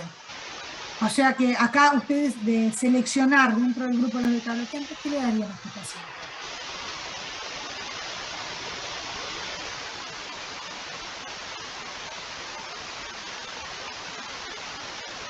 ¿Con cuál de todos los beta-bloqueantes se quedaría? ¿O es indistinto? Da igual. Con el atenolol, porque es un bloqueante selectivo. Claro, con los cardioselectivos. ¿Y el carvedilol? Sería mejor darle un carvedilol porque es alfa bloqueante. Entonces, digamos, tendríamos vasodilatación y a su vez los efectos de los beta bloqueantes. No confundan vasodilatación con evitar la vasoconstricción, porque no es lo mismo, ¿sí? O sea, el beneficio del carvedilol es que está antagonizando los receptores alfa y ante una descarga adrenérgica no podría vasocontraer y exacerbar la isquemia. Que no es lo mismo que producir la vasodilatación, ¿sí? Cualquiera de las dos opciones estaría bien. Ahí no les aclara nada que el paciente tiene neuropatía periférica. Si les aclararía, ahí sí, sin duda, estamos por como primera opción el carvedilol. Y si no les aclara nada, no está mal el atenolol, por ejemplo, ¿sí? ¿Le darían propanolol? No por lo que habíamos dicho, porque es altamente liposoluble, no es selectivo, entonces tenés mayor probabilidad de los efectos adversos. Bien, o sea, por una cuestión de seguridad, porque la eficacia probablemente, la eficacia claro, en cuanto a la eficacia clínica, probablemente sea un efecto de grupo. Cualquier beta-bloqueante, a menos que tenga actividad simpática mimética intrínseca, podría ser utilidad en el tratamiento de la cardiopatía. Pero por la seguridad, como dijimos recién, por esas características farmacocinéticas que tienen más efectos adversos, como que lo dejaríamos como por segunda o tercera opción, ¿sí?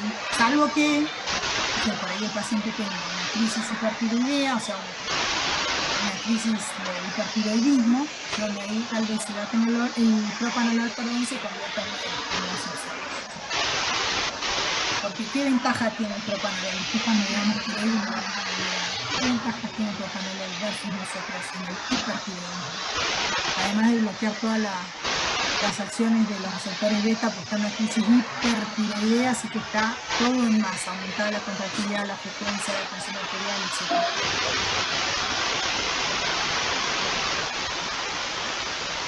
Lo buscan para la próxima.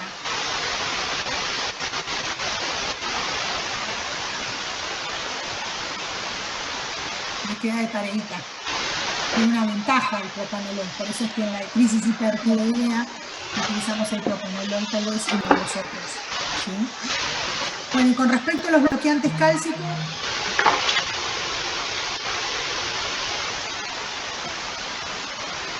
para analizarlos, ¿cuál sería el mecanismo de acción?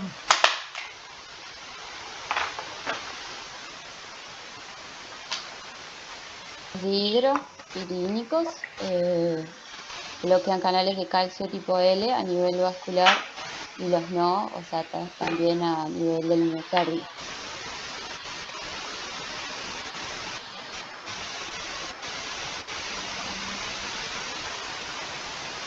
termina generando un efecto inotrópico negativo.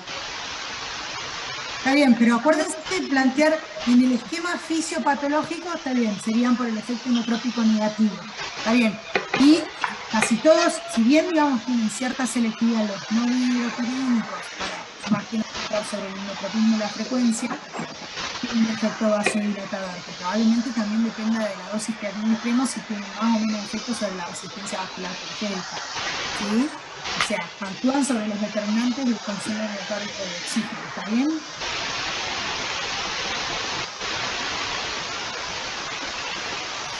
Lo que difiere es que algunos tienen más efecto vasodilatador que otros, como las hidropirinas, que ahí tenemos la amlodipina, la nifedipina, etc. ¿Sí? Y los efectos adversos en cuanto, en cuanto a la eficacia,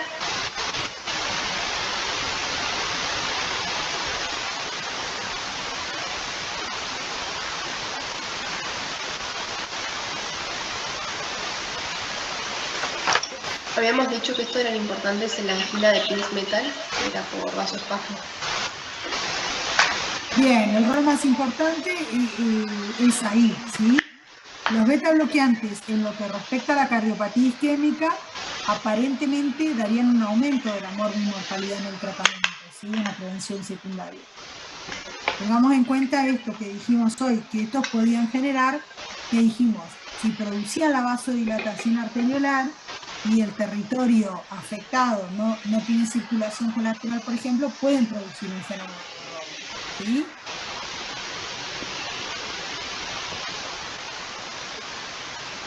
Así que si no hubo grandes ventajas en relación a los beta bloqueantes, prácticamente no tendrían tanta utilidad en lo que respecta a la angina de pecho, ¿sí?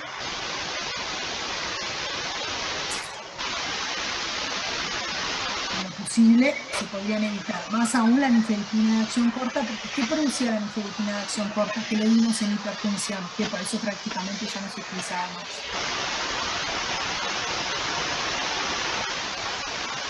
Si produce una hipotensión abrupta. ¿Hay riesgo, puede ser, de ácido isquémico? Bien, que en este caso puntual de la cardiopatía isquémica, ¿qué me importa a mí? ¿Qué es lo que más me importa? Bueno, eso lo da, sí, está bien. ¿Puede empeorar la isquemia miocárdica? ¿Por qué? Y por lo que decía Nana, que si disminuiría la irrigación del corazón, en este caso. Pero y además, ¿qué más? Si produce una hipotensión. Porque produce taquicardia refleja. Claro, si el paciente no está beta bloqueado y hace una descarga adrenérgica, esa descarga adrenérgica va a aumentar el inotropismo, la resistencia vascular periférica, y va a aumentar el consumo metabólico de oxígeno. ¿Sí?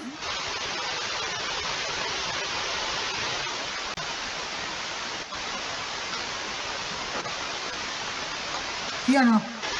Sí. Bueno, y en cuanto a la seguridad de eficacia, dijimos que estarían bastante por debajo de los beta bloqueantes en cardiopatía isquémica. Tal vez en hipertensión sola sin cardiopatía isquémica pueden llegar a tener otra utilidad, porque hemos visto que no solamente reducían los valores de tensión arterial, sino además también reducían las complicaciones a largo plazo de la hipertensión arterial, ¿sí? En cuanto a la seguridad de estos, lo repasamos así rapidito.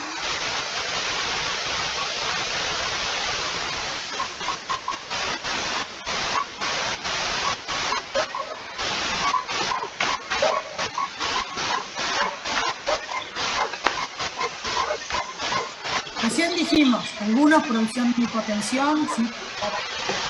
Sobre todo los de acción corta, que ya prácticamente hoy no tienen ningún rol importante. ¿Qué más? Bradicardia sinusal había agregado también de los nódulos clínicos. Bueno, la taquicardia sinusal refleja. Y había encontrado que puede ser el bloqueo AB, decía también, no sé si para bien. Sí, el bloqueo AB más que nada para los no hidropirínicos, el bloqueo AB, la reducción del inotropismo. Los no hidropirínicos podrían generar constipación o no. Bien, sí, constipación y náuseas, sobre todo más para verapamilo que para la medicación.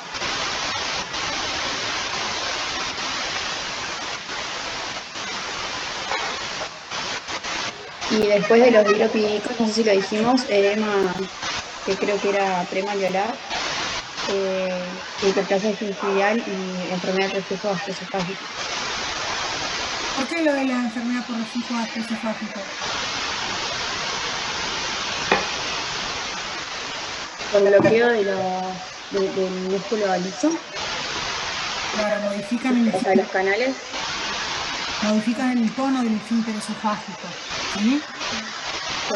Eso puede llegar a ser de utilidad en la hipertonía del esfínter, hay algunos trastornos funcionales que cursan con eso y pueden llegar a ser de utilidad, ¿sí? Bueno, tienen un montón de problemitas de salud, ¿sí? Vamos a ver el que sigue. Este del ejercicio 5, miren, ya lo charlamos. Indican monitoreo isosorbide cada 8 horas y la cita a control de 72 horas. Vuelve a control y refiere que el medicamento utilizado funcionó muy bien el primer día, pero el dolor reapareció antes de las 48 horas. Delfina, ¿qué te parece? ¿Cómo respondes a esa situación?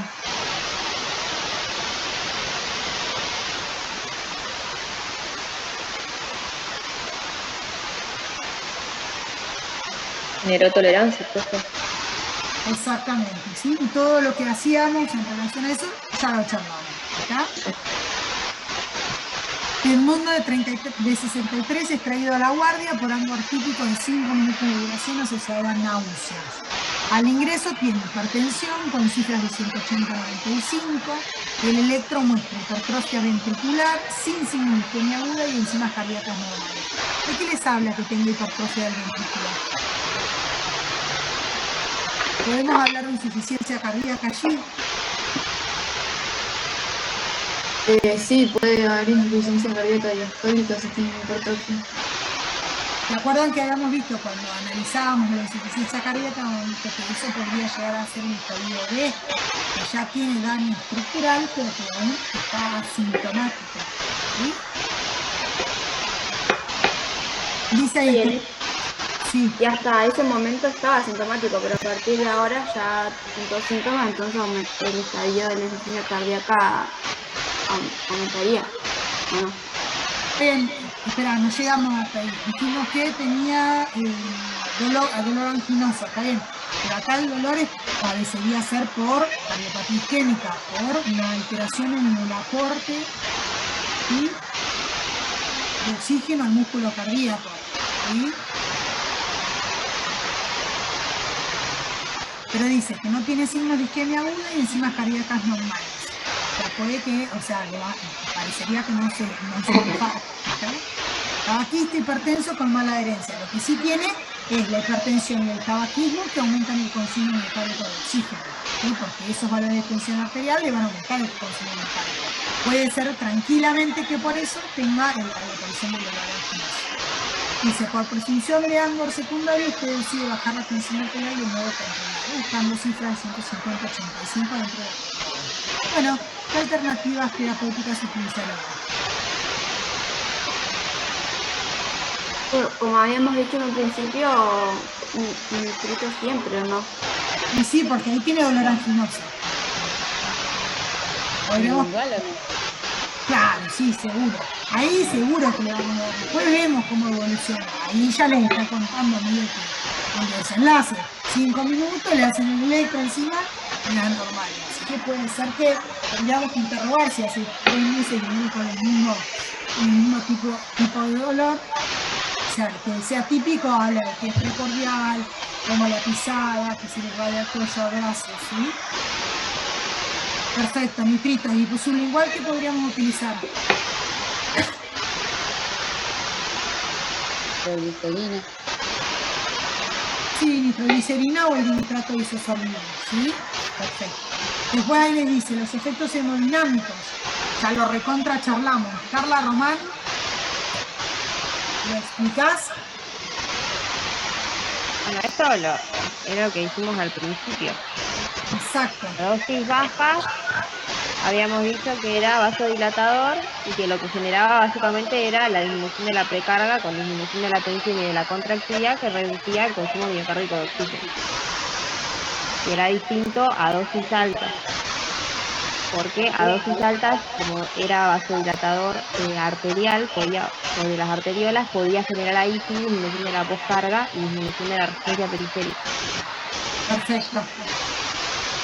Perfecto. Son cosas que ya la veníamos charlando, ¿sí? Explique las particulares características farmacocinéticas de estas drogas, ¿sí? Bueno, ahí por ahí no entramos demasiado en detalle, pero algunas tienen una alta tasa de tracción hepática. No le administramos por vía según igual, ¿se saltea el efecto primer paso o no? Sí. Profe, sí. La pregunta, el ítem B es: en caso de iniciar tratamiento con insumos, ¿qué consultaría sobre las últimas horas? ¿Qué preguntarían ustedes? Si volvió a tener dolor, porque si no a veces generaba tolerancia, ¿no? Otra cosa, hay una interacción importante que puede dar. Yo preguntaría si en las últimas. No, habla nomás. Que yo preguntaría si en las últimas 24 horas consumió, creo que se llamaba Silefanin, que es lo que tiene Viagra, porque están contraindicados. ¿Qué dijiste? Perdón. Que yo le consultaría al paciente si en las últimas 24 horas consumió Silefanin, que es lo que tiene Viagra, porque están contraindicados entre sí, digamos, dar nitrovasodilatadores y eso juntos. Bien, perfecto. ¿Por qué están contraindicados, Bruno?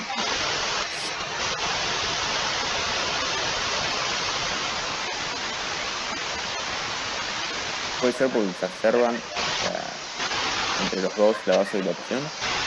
Claro, la hipotensión sostenida pudiendo exacerbar el área de isquemia. ¿Pero por qué? ¿Cuál es el mecanismo de acción del sildenafil? Así se llama, sildenafil. Bloquea la fosfodiesterasa, que es la que se encarga de degradar a la CMP cíclico. Sí. La fosfodiesterasa 5. Claro, son vasodilatadores y que muchas veces se utilizan para la disfunción eréctil, ¿sí? Porque justamente producen una vasodilatación para mejorar la erección en pacientes que tienen alguna dificultad para la erección, ¿sí? Entonces, si se coadministran, la hipotensión puede ser sostenida y puede dar, puede exacerbar el área de isquemia, con lo cual hay riesgo. Por eso es que habría que interrogar sobre eso, sobre todo porque es un paciente masculino, ¿sí? A eso un poco hace referencia, sobre todo que hoy se usa, los pacientes utilizan bastante, con lo cual no sería para desestimar, ¿está bien? Después lo del fenómeno de la tolerancia más, ya lo charlamos. Sol, ¿lees el ejercicio 7? Esto es todo repaso, ¿sí? Profe, una consultita. Sí. No sé si tendrá que ver, pero ve que algunos hombres por consumirlos les generan isquemia. Tiene que ver un poco con el efecto que estábamos hablando hace un rato, de que la sangre vaya hacia las áreas más vasodilatadas, y si el vaso está dañado no va a vasodilatar y quizás se quede con irrigación esa zona y ahí queden infartados los viejitos que toman Viagra. Sí, porque aparte de una hipotensión sostenida y la presión arterial baja mucho, dijimos antes, si cae mucho, cae en un minuto, y si cae en un minuto, también cae la perfusión en un montón de órganos. ¿Sí? ¿Leo? Dale. Edmundo, luego de 3 meses de alta de la última internación, nuevamente presenta angor e hipertensión. Esta vez estaba cumpliendo correctamente el tratamiento con mononitrato de isosorbide, aspirina, enalapril y atorvastatina, que es hipolipemiante. En el examen prehospitalario tiene tensión arterial de 195/105, frecuencia cardíaca de 92 por minuto, electrocardiograma normal. Por las cifras de tensión arterial le administran nifedipina sublingual y lo trasladan al hospital donde usted lo recibe. Al ingreso presenta tensión arterial de 120/60 y frecuencia cardíaca de 120. Presenta angor de mayor intensidad y parece afasia brachiocrural izquierda. ¿Cómo interpretaría el cuadro? Listo. Contesten. ACV isquémico. Como dije antes. Bueno, ¿por qué sería? Bueno, expláyense un poquito, explíquenlo, así no lo tenemos que volver.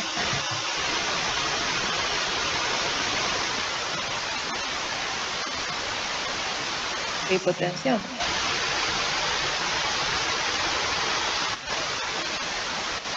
Vamos, esto lo rechamamos ya, tiene que salir rápido. Lo estamos haciendo solamente para que lo vayan repasando para ver si les quedó claro. Porque la nifedipina sublingual tiene un efecto muy rápido y bueno, como genera una gran hipotensión, pues parece una ACV isquémica. Exactamente. Y lo de la tensión arterial al ingreso y la frecuencia cardíaca y el ángulo de mayor intensidad. Justamente por eso, por lo que está diciendo, que genera hipotensión, entonces cae el flujo sanguíneo y empeora el cuadro de la isquemia. Entonces tenés la taquicardia, la hipotensión y el ángulo de mayor intensidad. Claro, ahí disminuye la presión arterial y bueno, la frecuencia cardíaca aumenta por la taquicardia refleja, ¿no? Bien, y la taquicardia refleja la que explica el ángulo de mayor intensidad también. Porque aumenta el consumo mecánico de oxígeno en una situación donde el aporte no puede aumentar. Está obstruido, ¿está? ¿Qué opinión le merecen los bloqueantes cálcicos y nitropirínicos de acción corta en estas situaciones? Nada, son de riesgo, o sea, acá sí sería una contraindicación absoluta, ¿sí? Porque podemos tener el ACV isquémico y encima empeorar el isquemia. El tema es que, bueno, si el paciente viene con un beta bloqueante, tal vez esa taquicardia refleja sería disminuida. ¿Sí? Pero el ACV isquémico lo podemos generar igual. ¿Está?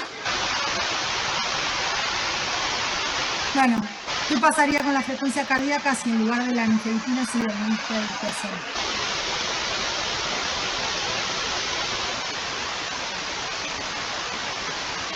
Geraldine.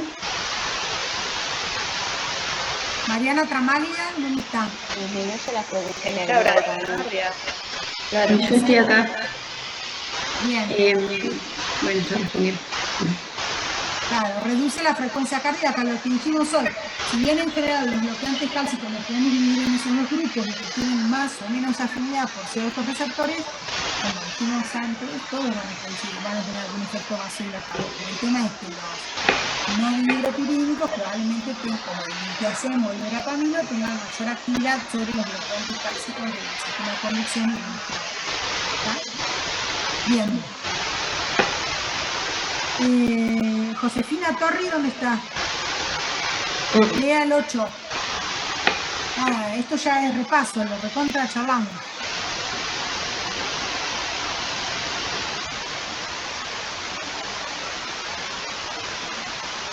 Martina Kuller. Acá estoy, profe. Dale. Dice, el nuevo cardiólogo del mundo decide agregar el tratamiento previo asociado a mononitrato de isosorbide, aspirina, enalapril, atorvastatina y diltiazem, una toma diaria de atenolol 25 miligramos vía oral. ¿Qué recaudos tendría en este paciente? Ahí está. Listo. Mira, después lo vemos. ¿Qué te parece a vos?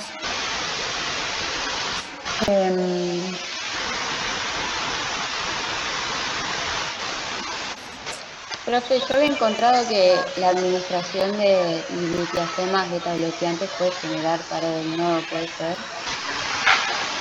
¿Puede generar qué? Paro del nodo sinusal. Claro, porque ahí están, fíjense, el dictiazem y atenolol, los dos van a actuar a nivel del sistema de conducción, bradicardia, bloqueo B, ¿sí? Ese es el recaudo que tenemos que tener, ¿sí? Generalmente es preferible no combinarlo, ¿sí? Porque aparte los dos también van a reducir el hemotropino. Ahí es un paciente sano, capaz que no tenga mucho problema, pero por ahí el paciente ya tiene algún trastorno de la conducción, podría empeorar. Dice, nuestro paciente tiene dolor en las pantorrillas durante la caminata, motivo por el cual debe parar cada 50-70 metros. Usted asume el cuadro como claudicación intermitente. ¿Qué les parece eso? Ahí vengo, un segundito. ¿Qué es eso? ¿Clínicamente qué es? Que tiene enfermedad vascular periférica.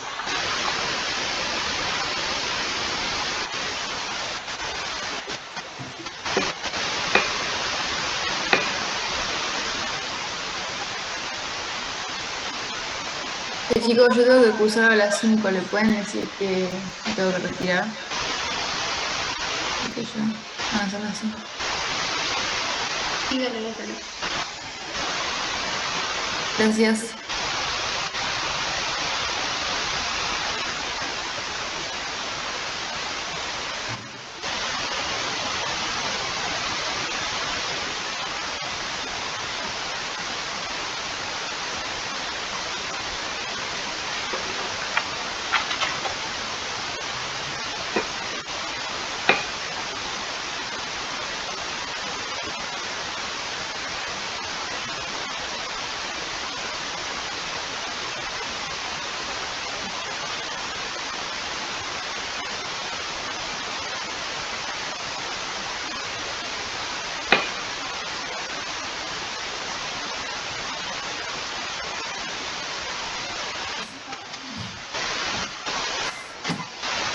¿Qué les parece? ¿Qué es eso?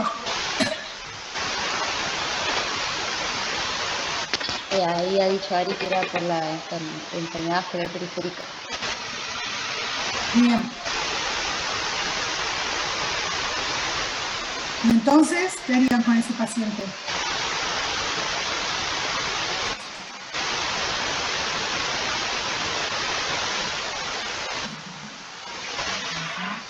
Profe, ahí no cambiaríamos el atenolol por el carvedilol, que también es alfa-1 bloqueante. ¿El atenolol por quién? Por carvedilol, o algunos, Claro. digamos, de la tercera generación que también generen vasodilatación o bloqueo alfa-1. Claro, es lo que decíamos, porque ahí el problema es, fíjense, si ese paciente sale a caminar, va a haber descarga adrenérgica. Entonces, si los receptores alfa están libres, y todo el territorio arterial está lesionado, los alfa van a estar libres y la noradrenalina que ande dando vuelta, en vez de actuar sobre los beta, va a estar toda para actuar sobre los alfa. Entonces va a haber vasoconstricción. Y esa vasoconstricción puede exacerbar aún más esa enfermedad arterial periférica. ¿Me explico? Pues en ese caso, tal vez sí, el carvedilol se convierta en primera elección, ¿sí? Versus el atenolol. ¿Está? Porque le va a dar mejoría clínica. Y si ustedes ven que viene el paciente, no sé, por alguna razón, o tiene una úlcera arterial, o no sé, les dice que les duele cuando camina y está con algún otro beta bloqueante, bueno, sería correcto que ustedes se lo reemplacen por el carvedilol. Nadie les va a cuestionar eso, ¿sí?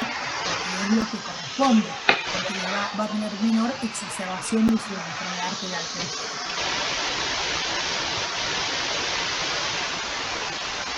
Bueno, y con respecto al nuevo, el 9, además de estos efectos adversos cardiovasculares y los beta bloqueantes, conviene recordar otros comentarios. Fenómeno de Raynaud. Lo de la respuesta retardada a la hipoglucemia diabética lo charlamos, o el resto lo charlamos. ¿Y el fenómeno del Raynaud cómo sería?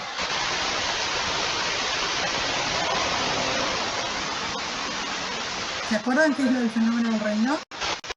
Sí, decía que es por se producen vasoespasmos en la circulación de las manos o de los pies y provoca una transición de que vaya pasando se le ponen los dedos blancos o azules y después rojos, no sé. No necesariamente puede pasar todo eso, se puede que le pase solo que se le pongan blancos o azules. Y de lo que encontró usted también puede ser un efecto secundario de los beta bloqueantes. Claro, ¿por qué? Porque los receptores beta, ¿qué rol tienen en este estriado de las manos?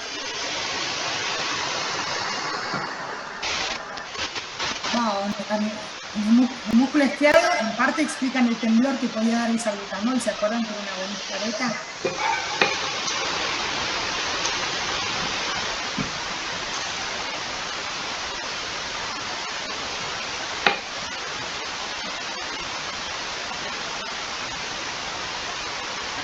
Profe, pero este fenómeno no era por una intensa vasoconstricción periférica, más que por la muscular. Sí, claro. No, y lo que habíamos hablado, creo que Bruno vos me lo habías explicado, que al bloquear los beta predominaban mucho los alfa, entonces así había una vasoconstricción muy grande y produce este fenómeno. Claro, como un desbalance. Obviamente, eso no lo hacen todos los pacientes, son pacientes que tienen cierta predisposición, porque los receptores beta producen vasodilatación. El tema es que los beta, digamos, hay mayor densidad de receptores alfa por ahí a nivel de los vasos periféricos que beta. Entonces, el rol de los betas como vasodilatadores no tiene tanta trascendencia como el bloqueo alfa, ¿sí? Vieron que cuando queremos reducir la asistencia vascular periférica, bloqueamos, de hecho, bloqueantes alfa como vasodilatadores o antihipertensivos. Si nosotros damos agonistas beta para producir vasodilatación o reducción de la resistencia vascular periférica, estaríamos, además de generar eso, estaríamos aumentando contractilidad, frecuencia, o sea, no tendrían un rol tan beneficioso, sino que no todo lo que sería seguro. ¿Sí? Bueno, creo que estaríamos, ¿sí? Después tenemos un montón de... no, me queda una sola para... Vamos a ver rapidito eso de los fármacos de elección, porque con ellos, cuando usted se fue, lo estuvimos hablando y estábamos todos medio en desacuerdo. ¿En cuál? ¿En cuál? En el último cuadro, que dice del 10. ¿Qué? Ese, primera elección en angina de fuerza. Ahí no hay dudas. Ahí habíamos dicho los nitratos, los beta bloqueantes y pueden ser bloqueantes. Yo había visto que a corto plazo eran los nitratos y para largo plazo los otros, pero después dijeron, no, para largo plazo también nitratos. Según, porque si nosotros reducimos el consumo mecánico de oxígeno y el paciente mejora la sintomatología y no la tiene, podemos no necesitar siempre los nitratos, ¿sí? Y dejárselos solamente ante alguna situación de esfuerzo extremo que por ahí el paciente lo puede llegar a necesitar. Pero si nosotros analizamos los tratamientos teniendo en cuenta los datos de eficacia, ¿sí? Que la evidencia nos dice que reducen, no solamente mejoran los síntomas, sino que mejoran la capacidad del ejercicio, la incidencia de reinfarto, muerte súbita y muerte general o por todas las causas, vamos a optar por eso. Y hasta ahora lo que vimos que nos demostraba todos esos beneficios o que tenía esa gran eficacia clínica eran los beta bloqueantes. O sea, a la hora de elegir es como que eso a largo plazo va a ser muy indiscutible, ¿sí? Después veremos si necesita o no el paciente el nitrato además. Por ahí los nitratos, salvo la situación de urgencia, no van a pensar que ya son igual hasta que se defina si es un infarto o no es un infarto. Bueno, eso deberíamos manejarlo todos, pero por ahí dejarle la indicación del nitrato, bueno, por ahí es más del especialista, digamos, ¿sí? De dejarle crónicamente un antianginoso, como, por ejemplo, como nitrato. ¿Sí? En la angina de bloqueante, o sea, como va a ser una situación de esfuerzo, que va a aumentar el consumo mecánico de oxígeno, si nosotros utilizamos un beta bloqueante, todo eso va a estar, no va a poder aumentar esa demanda, por ende mejoraría los síntomas del beta bloqueante. ¿Ah? La angina de reposo probablemente haga un poco más de referencia, esa puede ser la Prince Metal, esa sí puede estar más en relación con vasoconstricción. Entonces ahí sí lo importaría, digamos, sería como de utilidad. ¿Los bloqueantes cálcicos? Claro, si fuera por vasoespasmo serían los bloqueantes cálcicos, pero la angina de reposo puede aparecer en cualquier situación, ¿sí? Puede ser que sea una placa de ateroma que se rompió, o sea, habría que ver qué desencadenó esa angina. Si la pensamos, que si estamos haciendo referencia a que es por vasoespasmo, ahí es indiscutible, los cálcicos. Ahí no es la placa de ateroma, o sea, o la reducción de si bien es por reducción del aporte, tiene una explicación fisiopatológica que es por vasoconstricción. ¿Sí? Manejo del TEA en las situaciones de emergencia. Y he encontrado también que se puede usar nitratos como nitroglicerina o... Exactamente, porque dicho nitroglicerina,